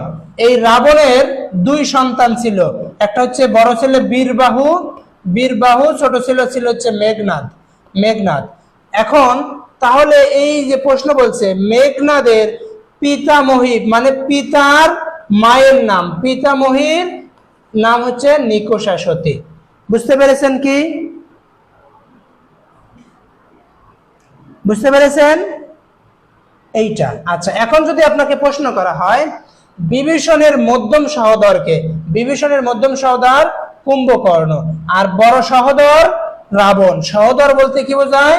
এই সহোদর বলতে বোঝায় কি ভাইয়া? সহোদর বলতে ভাই বোঝায়। বাংলা ভাষার সহোদর ভাষা কাকে বলা হয় বলতো? বাংলা ভাষার সহোদর ভাষা বলা হয় কাকে? বাংলা ভাষার সহোদর ভাষা বলা হয় কাকে বলেন তো দেখি? বাংলা ভাষার সহোদর ভাষা বলা হয় কাকে বলেন তো দেখি? বাংলা ভাষার সহোদর ভাষা বলা হয় কাকে বলেন তো দেখি?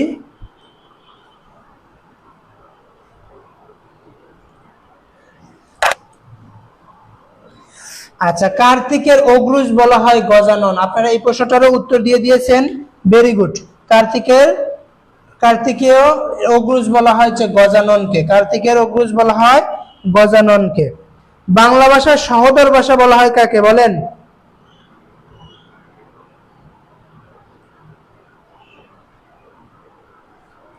আচ্ছা, আমরা জানি বাংলা ভাষার সহোদর ভাষা বলা হয় অসমিয়াকে, অর্থাৎ অসমিয়া অথবা আসাম। কারণ দেখবেন অসমিয়া এবং আসামটা প্রায় সিমিলার অর্থে, সেজন্য সহোদর। এতক্ষণে অরিন্দম কহিলা বিষাদে, এখানে বিষাদে কোন কারক? এতক্ষণে অরিন্দম কহিলা বিষাদে, মাথায় রাখবেন কোন সেন্টেন্সে যদি দেখেন, মানে বলছে কোন সহায়ক, যদি হয়, কোন সেন্টেন্সে যদি বলা হয় সহায়ক, কোন সেন্টেন্সে যদি বলা হয় উৎস, সহায়ক, উপকরণ, কোন সেন্টেন্স যদি সহায়ক, উৎস, উপকরণ বোঝায়, সেইগুলো হয় হচ্ছে করণ কারক। কি হয় ভাইয়া? সেটা হয় করণ কারক। কি হয় ভাইয়া? করণ কারক। আমি যদি বলি আপনারা চোখ দিয়ে লাইভ ক্লাসটা দেখছেন, এখানে সহায়ক বিষয় হিসাবে কি আছে বলেন তো? আপনারা চোখ দিয়ে লাইভ ক্লাসটা দেখছেন, আপনারা কলম দিয়ে লিখছেন, তাহলে বলেন তো এখানে সহায়ক বস্তু হিসাবে কোনগুলো আছে?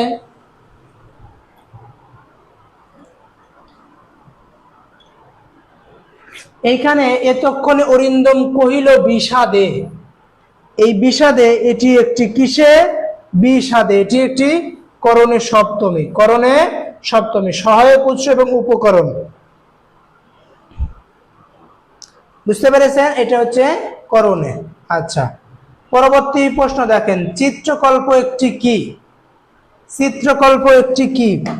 এই চিত্রকল্প একটি শব্দের ছবি। চিত্রকল্প একটি ভাইয়া কি? চিত্রকল্প একটি শব্দের ছবি। চোখ হচ্ছে সহায়ক, ভেরি গুড। চোখ আর কলম হচ্ছে সহায়ক। এই মাথায় রাখবেন, কোনো কিছু সহায়ক, আমি বললাম মিথি কলম দিয়ে লেখে, এই কলম একটা সহায়ক না? আমি লাঠি দিয়ে ছাত্রছাত্রীকে পিঠাই, সহায়ক কি ভাইয়া? লাঠি। এটা হচ্ছে করণ কারক। করণ মানেই মনে রাখবেন, করণ মানেই কোনো কাজ করেছে সহায়ক হিসাবে, কোনো উৎস হিসাবে, কোনো উপকরণ হিসাবে। চিত্রকল্প মানে শব্দের ছবি। লৌহখণ্ডকে প্রজ্বলিত করা অর্থ কি? লৌহখণ্ডকে প্রজ্বলিত করা অর্থ মানে কি ভাইয়া? লৌহখণ্ডকে প্রজ্বলিত করা অর্থ মানে এখানে যুদ্ধ করা বোঝাতে হয়েছে। আমি কিংবদন্তির কথা বলছি, আমি আমার পূর্বপুরুষের কথা বলছি। এই লৌহখণ্ডকে প্রজ্বলিত করা অর্থ যুদ্ধ করা অর্থে ব্যবহৃত হয়েছে। ভালোবাসা দিলে কে মারা যায় বলো দেখি। 48 নম্বর প্রশ্ন, ভালোবাসা দিলে কে মারা যায়? ভালোবাসা দিলে কে মারা যায়? ভালোবাসা দিলে কে মারা যায়? ভালোবাসা দিলে কে মারা যায়? 48 নম্বর প্রশ্ন।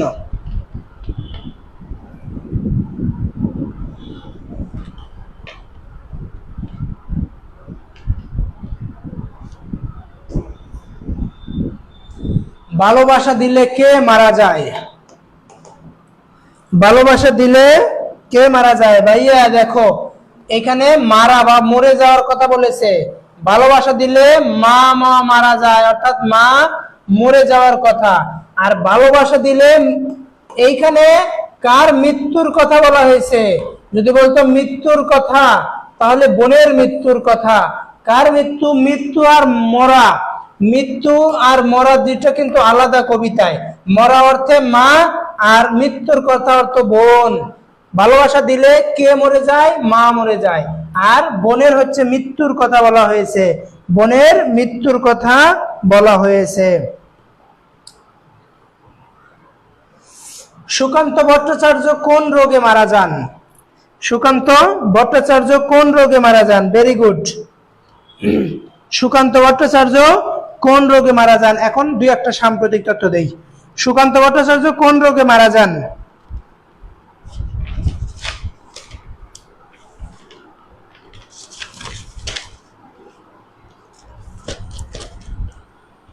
সুকান্ত ভট্টাচার্য কোন রোগে মারা যান?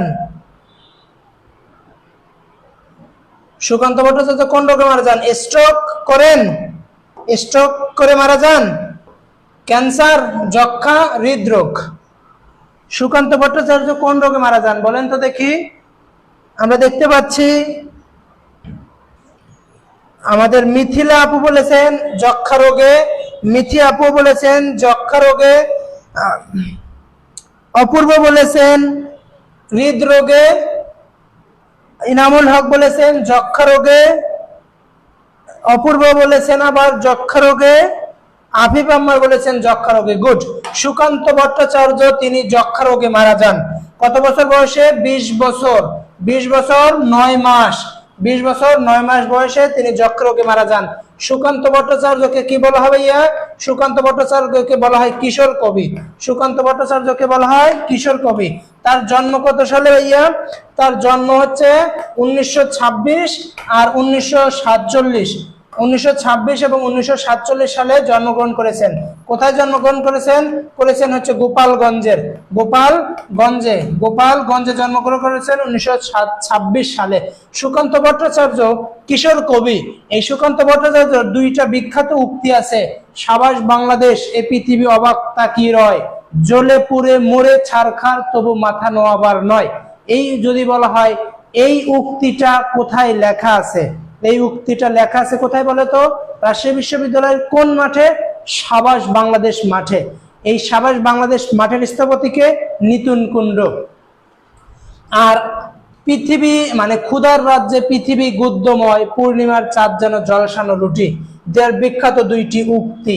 সুকান্ত ভট্টাচার্য তিনি দৈনিক কি দৈনিক স্বাধীনতা অর্থাৎ কিশোর সভার মানে সম্পাদক। দৈনিক কি যেন ভুলে গেলাম।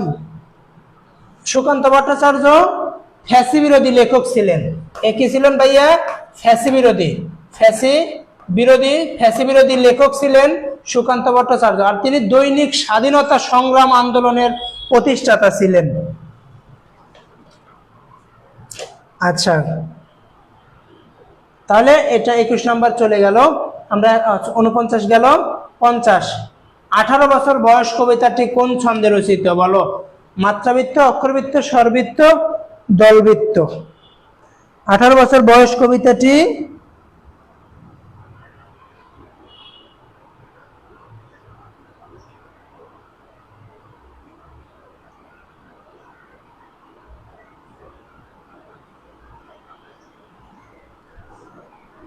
18 বছর বয়স কবিতাটি কোন ছন্দে রচিত?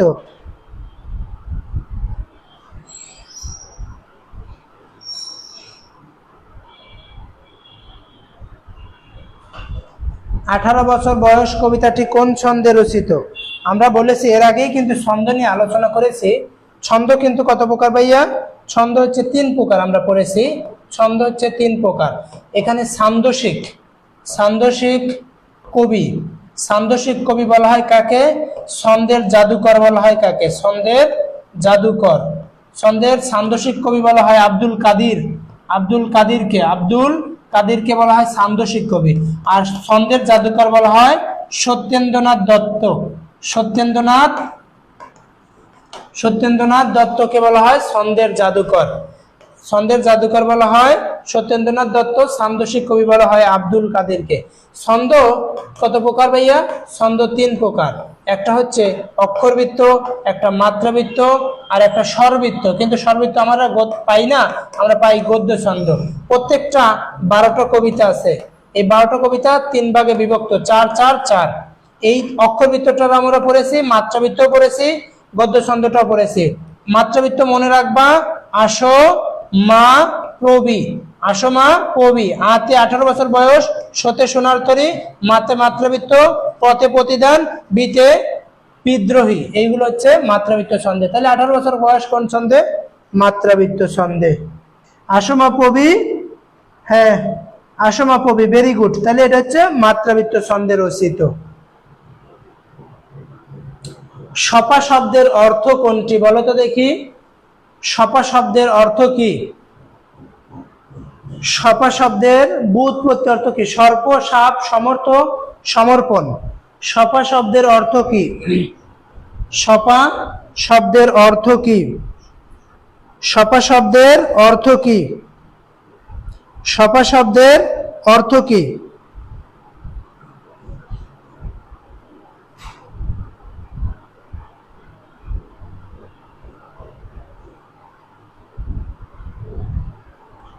সপা শব্দের অর্থ কি?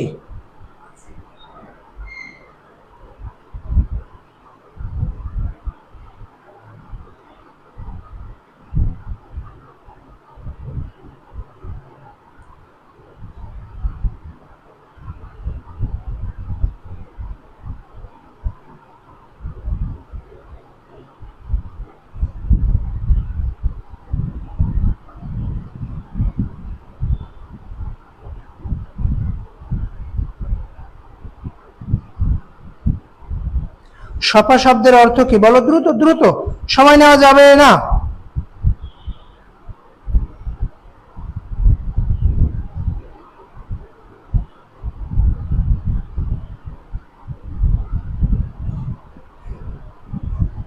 আচ্ছা, আমরা দেখতে পাচ্ছি সপা শব্দের অর্থ সমর্পণ।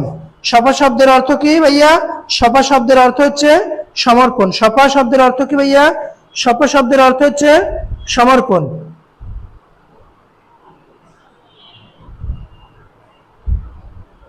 সপা শব্দের অর্থ কি? সপা শব্দের অর্থ হচ্ছে সমর্পণ।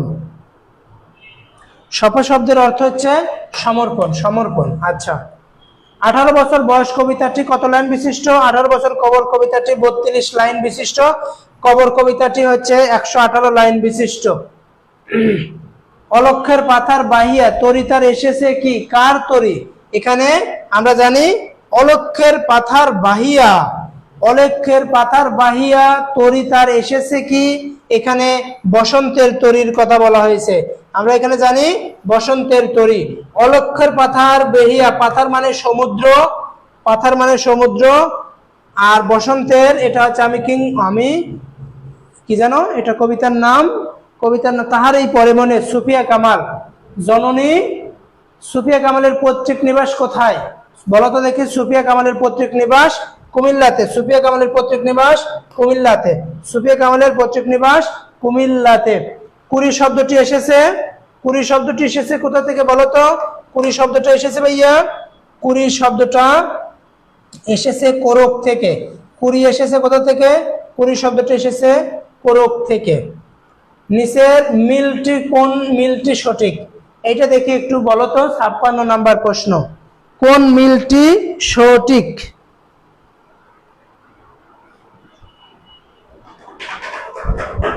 কোন মিলটি সঠিক?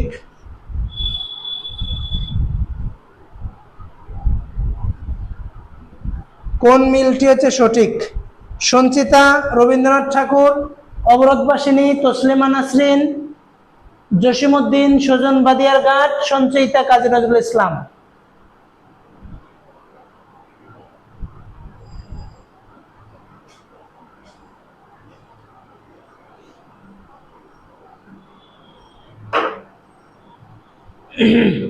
কোন মিলটি সঠিক? সঞ্চিতা, রবীন্দ্রনাথ ঠাকুর, অবরোধবাসিনী, তসলিমা নাসরিন, জসিমউদ্দিন, সুজন বাদিয়ারঘাট, সঞ্চয়িতা কাজী নজরুল ইসলাম। এইরকম যদি প্রশ্ন কিন্তু থাকবে। সঞ্চিতা মাথায় রাখবা, এই দেখো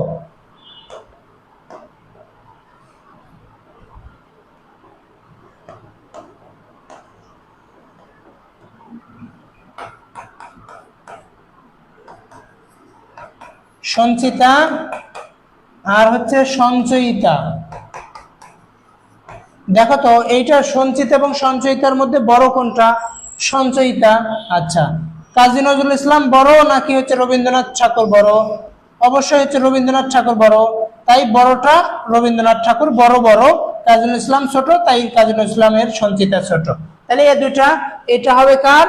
এটা হবে হচ্ছে কাজী নজরুল ইসলাম, আর সঞ্চিতাটা হবে রবীন্দ্রনাথ ঠাকুর। আচ্ছা, আর অবরোধবাসিনী আমরা জানি, অবরোধবাসিনী পদ্মরাগ, সুলতানার স্বপ্ন, রোকেয়া বেগম রোকেয়ার, আর জসিমউদ্দিন, সুজন বাদিয়ারঘাট। 56 নম্বরের 3 নাম্বার প্রশ্ন। আগামীকাল কারা পরীক্ষা দিতে যাবেন? আগামীকাল পরীক্ষা দিতে যাবেন কে ভাইয়া? আগামীকাল যারা পরীক্ষা দিতে যাবেন দয়া করে সুন্দর করে, এই যে আমি ক্লাস শেষে পিডিএফটা দিয়ে দেবো না, এটাও একটু এমসিকিউ গুলো পড়ে তারপরে পরীক্ষার হলে যাবেন ইনশাআল্লাহ। সুন্দর করে পড়ে মাথা ঠান্ডা করে পরীক্ষা দিবেন। টাইমের দিকে লক্ষ্য রাখবেন, বারবার করে মানে আত্মবিশ্বাস রাখবেন, প্রশ্ন পাওয়ার পরে আত্মবিশ্বাস রাখবেন যেন আমিও পারি ইনশাআল্লাহ, আমিও প্রস্তুত আছি, আমি পারবো ইনশাআল্লাহ। আত্মবিশ্বাস রেখে যতগুলো পারেন সুন্দর করে দিয়ে আসবেন। আচ্ছা, শোক কবিতার ইংরেজি কি? শোক কবিতাকে ইংরেজিতে কি বলা হয়? শোক কবিতাকে ইংরেজিতে কি বলা হয়? ইলেজি, অবিডিউটরি, কন্ডোলেন্স আর ইপিগ্রাম।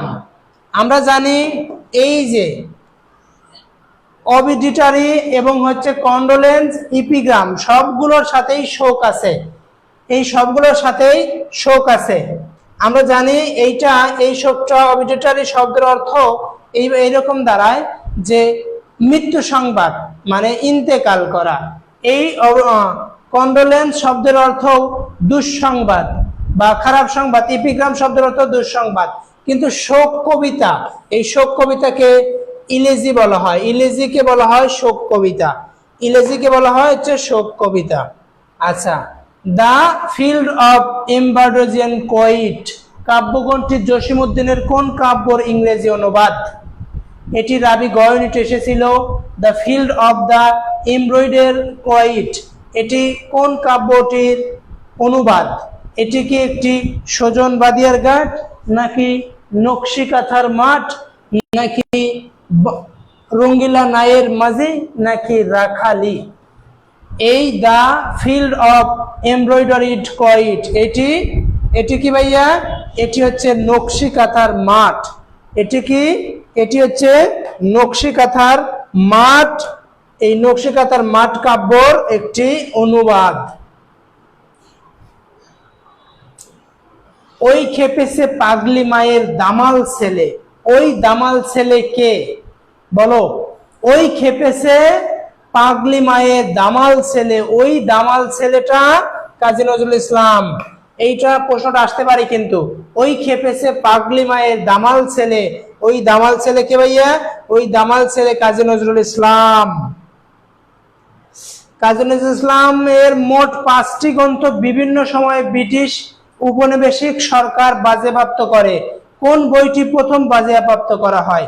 বিশের বাসী, যুগবাণী, বাঙ্গার গান, প্রলয় শিখা এবং চন্দ্রবিন্দু এই 5টি গ্রন্থকে ব্রিটিশ সরকার বা অন্যান্য সময় বাজেয়াপ্ত করা হয়। এর মধ্যে প্রশ্ন বলেছে প্রথম কোনটা? বিশেরবাসী, যুগবাণী, প্রলয় শিখা, বাঙ্গার গান। এর মধ্যে প্রথম কোনটা?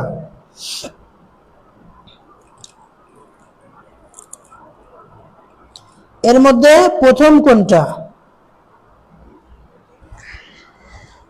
মধ্যে হচ্ছে যুগবাণী হচ্ছে প্রথম।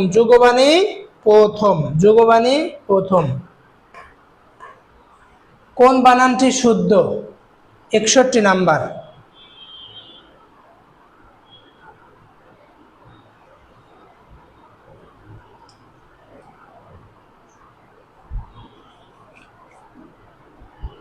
কোন বানানটি শুদ্ধ?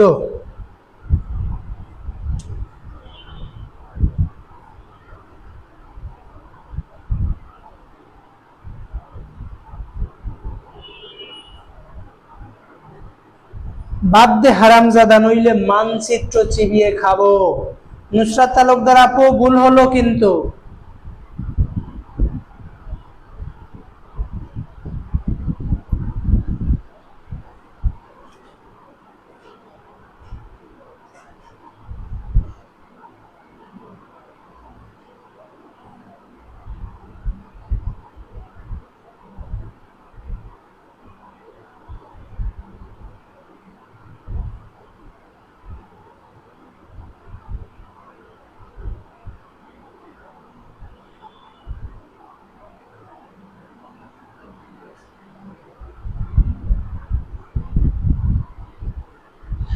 একটা প্রশ্ন মনে হয় কি জানো,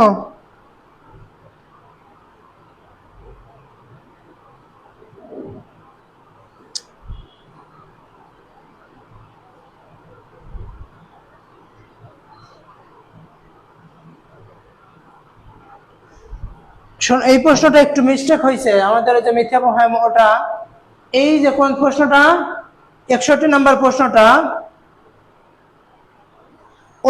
ওই কি যেন প্রশ্নটা ছিল মিথি আপু, 59 নম্বরের কামাল পাশা হবে না? হ্যাঁ ভাইয়া, এটা একটু মিস্টেক হয়ে গেছে। কাজী নজরুল মানে কামাল পাশা। ওই খেপেছে কি পাগলি দামাল ছেলে, এই দামাল ছেলে বলতে কামাল পাশাকে বোঝায়, এইটা কাজী নজরুল ইসলাম না, একটু মিস্টেক হয়ে গেছে। ওই খেপেছে পাগলি মায়ের দামাল ছেলে, ওই দামাল ছেলেটা হচ্ছে এখানে কামাল পাশা, সরি মিস্টেক হয়ে গেছে, কামাল পাশা। আচ্ছা, থ্যাংক ইউ মিথি, মনে ছিল না, ভুলে গেছি, কামাল পাশা হবে, গুড, কামাল পাশা। আর 61 নম্বরের এই সমীচীন শব্দে দুইটাই দীর্ঘ ইকার, সমীচীন দুইটাই দীর্ঘ ইকার হবে, সমীচীনে দুইটাই দীর্ঘ ইকার হবে। ব্যাকরণের কোন অংশে কারক আলোচনা করা হয়? নতুন বই অনুসারে কারক আলোচনা করা হয় কোনটা?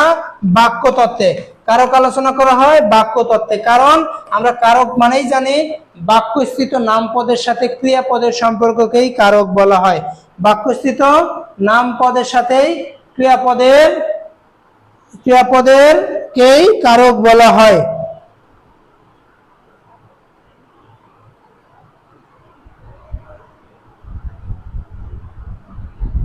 কামাল পাশা হবে, কামাল পাশা, হ্যাঁ।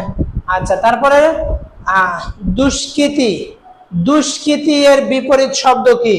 দুষ্কৃতি এর বিপরীত শব্দ সুকৃতি।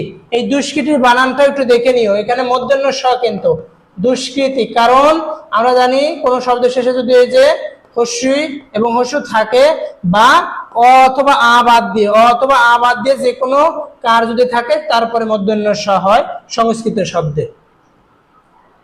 নিচের কোনটি জহির রায়হানের রচনা? সংসপ্তক, বিধ্বস্ত নীলিমা, খোয়াবনামা, আরেক ফাল্গুন। যখন দেখবে প্রশ্ন কমন পড়বে না তখন অপশনগুলো বাদ দিতে শিখতে হবে।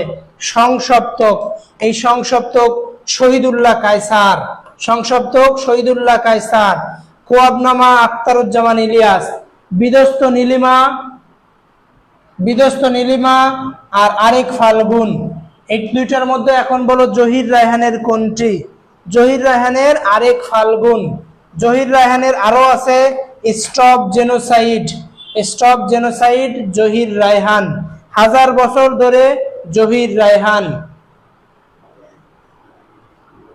সবার উপরে মানুষ সত্য তাহার উপরে নাই, এই কবিটির বাণী চণ্ডীদাস। চণ্ডীদাস বলেছিলেন আমার সন্তান যেন থাকে দুধে ভাতে। এই প্রার্থনাটা করেছিলেন ঈশ্বরী পাটনি। ঈশ্বরী পাটনি। রবীন্দ্রনাথ ঠাকুরের প্রথম কাব্য কোনটি? রবীন্দ্রনাথ ঠাকুরের প্রথম কাব্য বনফুল। রবীন্দ্রনাথ ঠাকুরের প্রথম কাব্য বনফুল কত সালে? কত বছর বয়সে? 15 বছর বয়সে। আর ভিখারিণী প্রকাশিত হয় কত সালে? 16 বছর বয়সে। মুক্তিযুদ্ধ ভিত্তিক কাব্যনাট্য কোনটি? মুক্তিযুদ্ধ ভিত্তিক কাব্যনাট্য পায়ের আওয়াজ পাওয়া যায় সৈয়দ শামসুল হক। নুরুলদ্দিনের সারা জীবন কাব্যনাট্য সৈয়দ শামসুল হক। সৈয়দ শামসুল হককে কি বলা হয়? সৈয়দ শামসুল হককে সব্যসাচী লেখক বলা হয়। সৈয়দ শামসুল হককে বাংলা একাডেমি সবচেয়ে কনিষ্ঠ মানে পদক প্রাপ্তির ব্যক্তি বলা হয়। ধ্বনি বিপর্যয়ের উদাহরণ কোনটি? বলো দেখি, ধ্বনি বিপর্যয়ের উদাহরণ কোনটি? ধ্বনি বিপর্যয়ের উদাহরণ কোনটি?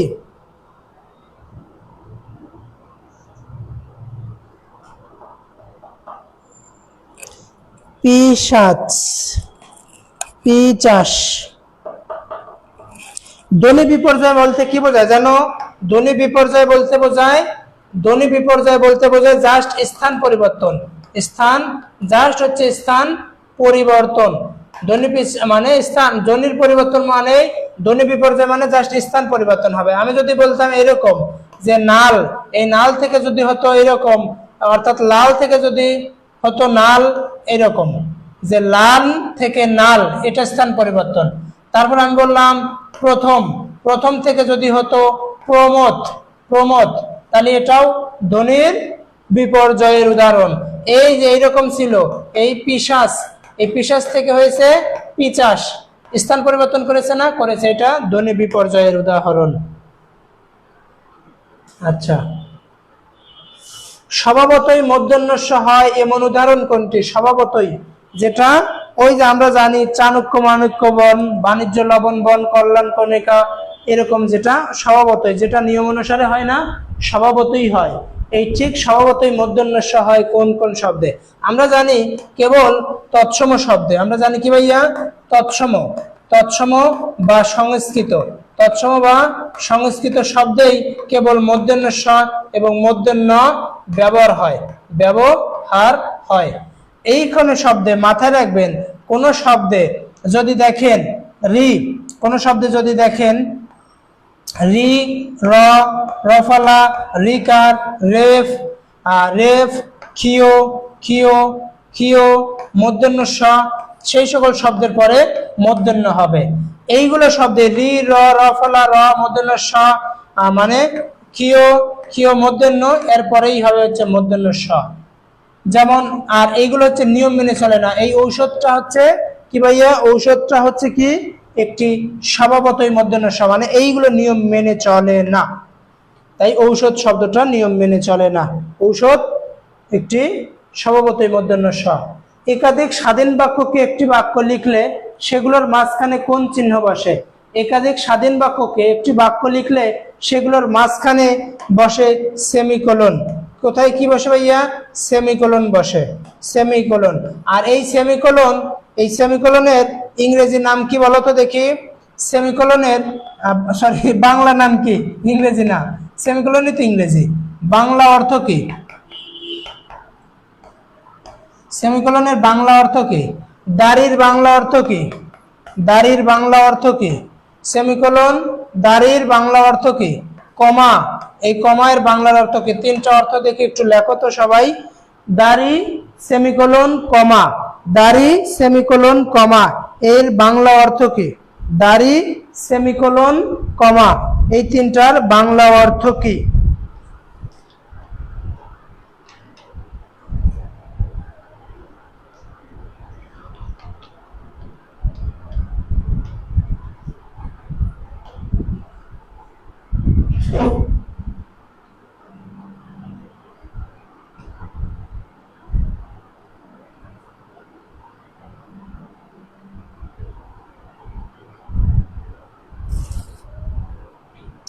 বলো, দাড়ি কমা এবং দাড়ি, জানি না তো। আচ্ছা ঠিক আছে, সবাই দেখি, তোমরা সবাই বলো দেখি কে কে জানো। সেমিকোলন, দাড়ি এবং কমা, সবাই যদি না জানো বলো, আমি বলে দিচ্ছি, সময় ওয়েস্ট করো না, দ্রুত বলো কি কি বলেছি।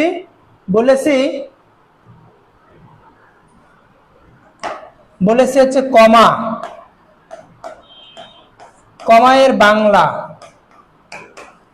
কমায়ের বাংলা বলেছি সেমিকোলন, সেমিকোলনের বাংলা বলেছি দাড়ি, এই দাড়ি এর বাংলা কি বাংলা বলেন তো, আমি যদি বলে দেই তাহলে পারবেন। দাড়ি এর বাংলা পূর্ণচ্ছেদ, পূর্ণচ্ছেদ, দাড়ি এর বাংলা পূর্ণচ্ছেদ। সেমিকোলনের বাংলা অর্ধচ্ছেদ, অর্ধচ্ছেদ। আর কমায়ের বাংলা পাদচ্ছেদ। এই তিনটা জানতেই হবে ভাইয়া, তাছাড়া তো ভুলে যাবেন। এগুলো যদি দিয়ে দেয় তাহলে পরীক্ষার হলে কি করবেন? দাড়ি পূর্ণচ্ছেদ, কমা অর্ধচ্ছেদ, এখানে এটা আবার থ মনে করো না, অর্ধচ্ছেদ, কিন্তু অর্ধচ্ছেদ আর পাদচ্ছেদ, তিনটা। গুড, তিনটে মাথায় রাখতে হবে। কমা, পাদচ্ছেদ, সেমিকোলন, অর্ধচ্ছেদ আর দাড়ি পূর্ণচ্ছেদ, এই তিনটা একটু মাথায় রাখবা। আচ্ছা, বিপদে মোরে রক্ষা করো এ নহে মোর প্রার্থনা, এটি কোন শ্রেণীর বাক্য?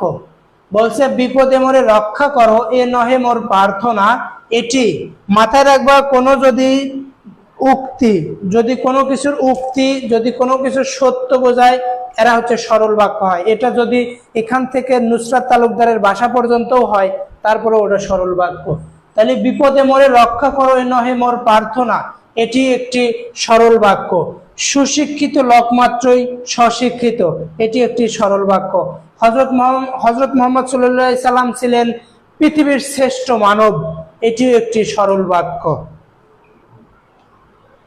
তাহলে বিপদে মোরে রক্ষা করো নহে মোর প্রার্থনা, এটি একটি সরল বাক্য। ঐহিক এর বিপরীত শব্দ, ঐহিকের বিপরীত শব্দ পারত্রিক, ঐহিকের বিপরীত শব্দ পারত্রিক, ঐহিকের বিপরীত শব্দ পারত্রিক। গায়ক শব্দের সঠিক সন্ধি বিচ্ছেদ বলো দেখি, গায়ক শব্দের সঠিক সন্ধি বিচ্ছেদ।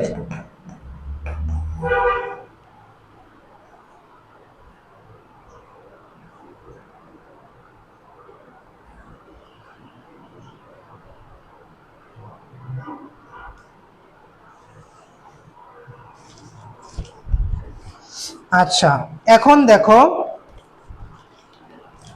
এই ষষ্ঠ বিমস্টেক সম্মেলন,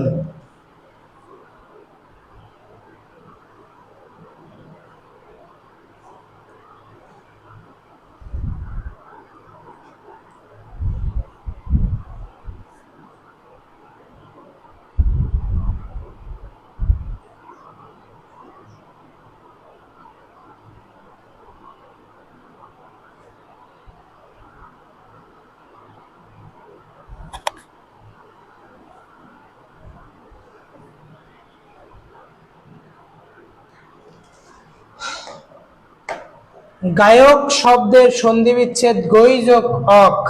মাথায় রাখবা, কোন শব্দের শেষে অর্থাৎ প্রথম শুরু যদি হয় আই দিয়ে, তাহলে হবে ঐকার। আই দিয়ে যদি হয়, যেমন আমরা বললাম নায়ক, বললাম নায়ক, তাহলে আয় আছে না, আয় উচ্চারিত হচ্ছে না, হচ্ছে, তাহলে হবে কি হবে? নই প্লাস অক, নই প্লাস অক। আমরা বললাম গায়ক, গই প্লাস অক। আমরা বললাম নায়ক, গায়ক, আরো যত কিছু হয় সেটা আই দিয়ে যদি হয় তাহলে ঐকার হবে, আই দিয়ে থাকলে ঐকার। আচ্ছা, তারপর যদি অয় দিয়ে হয়, যদি কি হয়? অয় দিয়ে, যদি অয় দিয়ে হয়,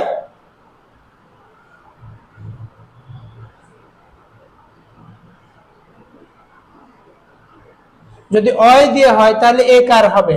কি হবে ভাইয়া? একার হবে। যেমন আমরা যদি বললাম চয়ন, চয়ন অয় আছে কিনা, তাহলে হবে চে যোগ অন, চে যোগ অন।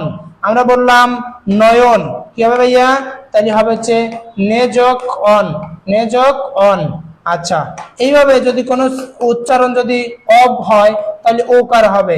যেমন আমরা বললাম ববন, তাহলে হবে কি বো প্লাস অন, ববন। আমরা বললাম গবেষণা, গবেষণা, তাহলে হবে কি গো প্লাস এসোনা, গ প্লাস এসোনা, গবেষণা।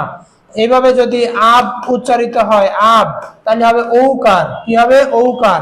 যেমন আমরা বলতাম বাবুক, তাহলে এই বাবুকের সন্ধি বিচ্ছেদটা আমাকে একটু করে দাও তো দেখি, সবাইকে দেখি পারো কিনা। বাবুক, এই বাবুক শব্দের সন্ধি বিচ্ছেদ বলো তো কি হবে। এই বউ প্লাস অক, বউ প্লাস অক, বউ প্লাস উক, বাবুকের সন্ধি বিচ্ছেদ বলো দেখি। বাবুক, বাবুকের সন্ধি বিচ্ছেদ বলো দেখি।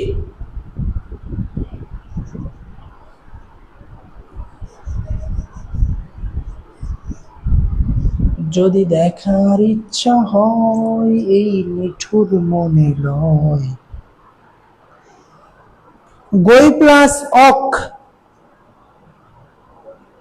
নক শব্দটা দিবা না, কারণ অক শব্দটা দিবা, বুঝছো, অক দিবা, অক মানে অক, নক হয় না, কারণ কোন শব্দের সাথে কোনো কিছু নেই মানে অ আছে, তখন নক অকটা দিবা।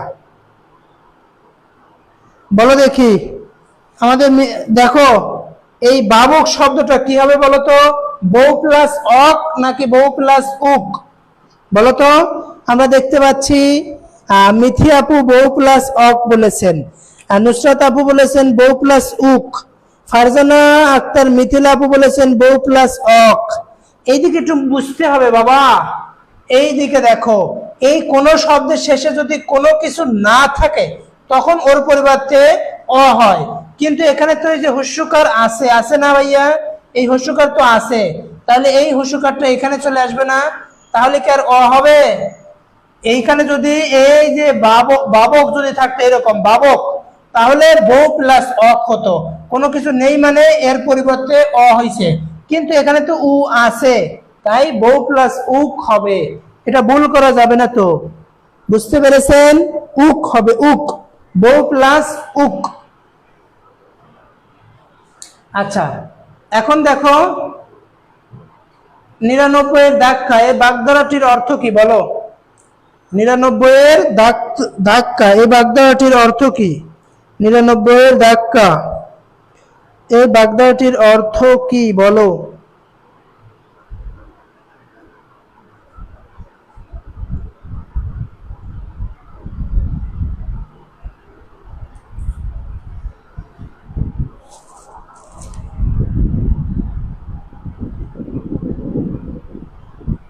নিরানব্বই এর ধাক্কা,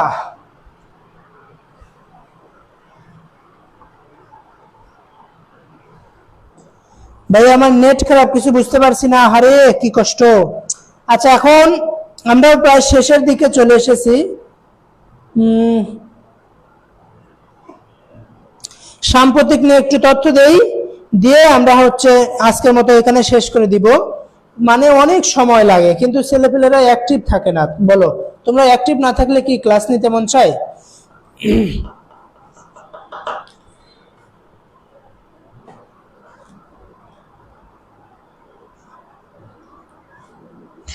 99 এর ধাক্কা মানে সঞ্চয়ের প্রবৃত্তি, 99 এর ধাক্কা মানে সঞ্চয়ের প্রবৃত্তি, আসন্ন বিপদ বা তীরে পৌঁছানোর ঝুঁকি নয়, 99 এর ধাক্কা সঞ্চয়ের প্রবৃত্তি।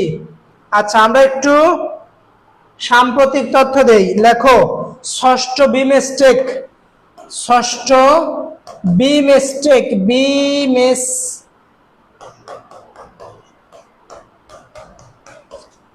ষষ্ঠ বিমস্টেক, ষষ্ঠ বিমস্টেক যাকে বলা হয়, ষষ্ঠ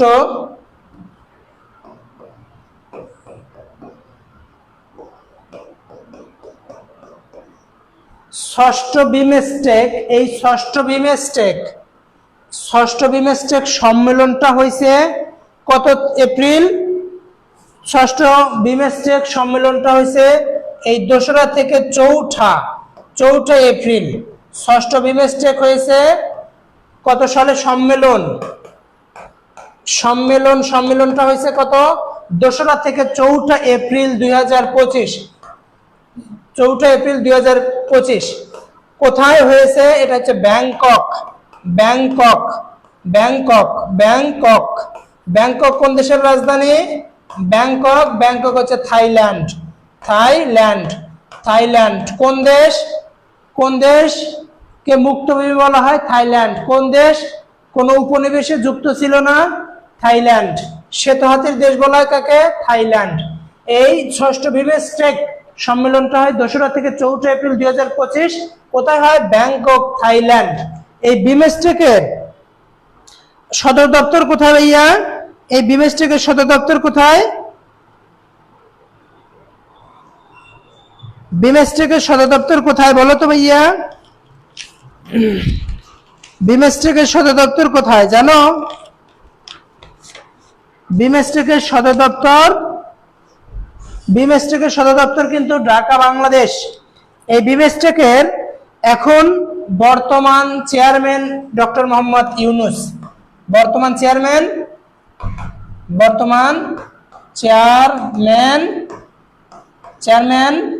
ডক্টর মোহাম্মদ ইউনূস স্যার।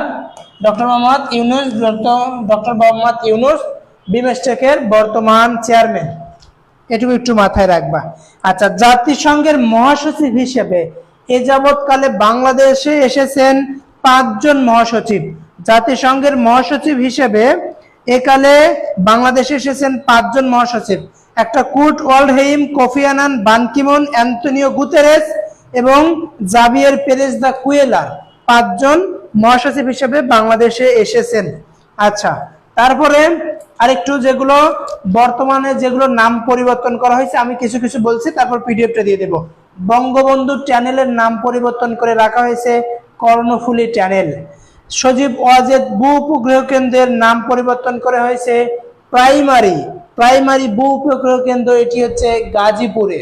আবার সজীব ওয়াজেদ জয় ভূ উপগ্রহ কেন্দ্র আরেকটা ছিল, সেটা বেতবুনিয়ায়, সেটার নাম পরিবর্তন করে এখন করা হয়েছে সেকেন্ডারি ভূ উপগ্রহ কেন্দ্র বেতবুনিয়া, রাঙ্গামাটি। বঙ্গবন্ধু সেতুর নাম পরিবর্তন করে রাখা হয়েছে যমুনা সেতু। বঙ্গবন্ধু জাদুঘরের নাম পরিবর্তন করে রাখা হয়েছে স্বাধীনতা জাদুঘর।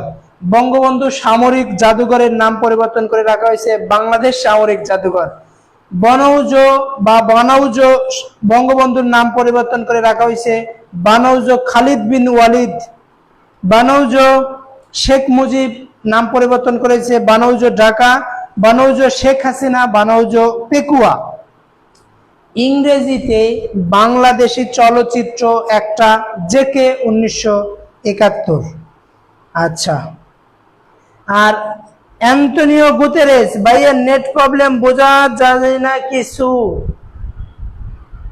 Net problem.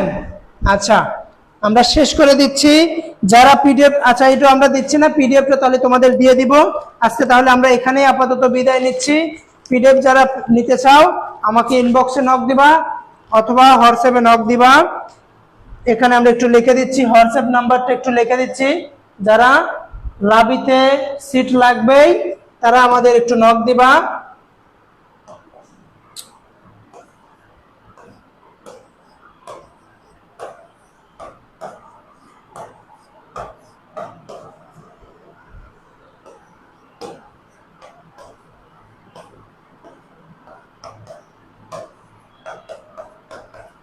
এইটাতে আমাকে একটু নক দিও অথবা আমার ইনবক্সে নক দিও যারা পিডিএফ নিতে চাও। তাহলে আপাতত তাহলে আমরা এখানেই শেষ করে দিচ্ছি। তোমরা সবাই ভালো করে পড়ো, মিথি সুন্দর করে পড়ে পরীক্ষা দিতে চলে যেও। আমি এই যে নোটটা দিয়ে দিচ্ছি, সুন্দর করে পড়ে, আর নাপা এক্সট্রাটা পড়ে যাবা। নাপা এক্সট্রা আমার এই যে নোটগুলো পড়ে সুন্দর করে পরীক্ষার হলে চলে যাবা, সুন্দর করে মাথা ঠান্ডা করে দিবা। যেগুলো আইসিটির সাজেশন দিয়েছি ওগুলো আর গণিত যেগুলো করেছি ওগুলো পড়ে সুন্দর করে চলে যাও। আশা করছি ফি আমানিল্লাহ। আল্লাহ হাফেজ ভাইয়া, ফি আমানিল্লাহ। ঠিক আছে, দোয়া ও শুভকামনা রইল, ভালো কিছু হবে ইনশাআল্লাহ। ঠিক আছে, ভালো থাকো, সুস্থ থাকো, দেখা হবে পরবর্তী ভিডিওতে। ঠিক আছে, আল্লাহ হাফেজ, আসসালামু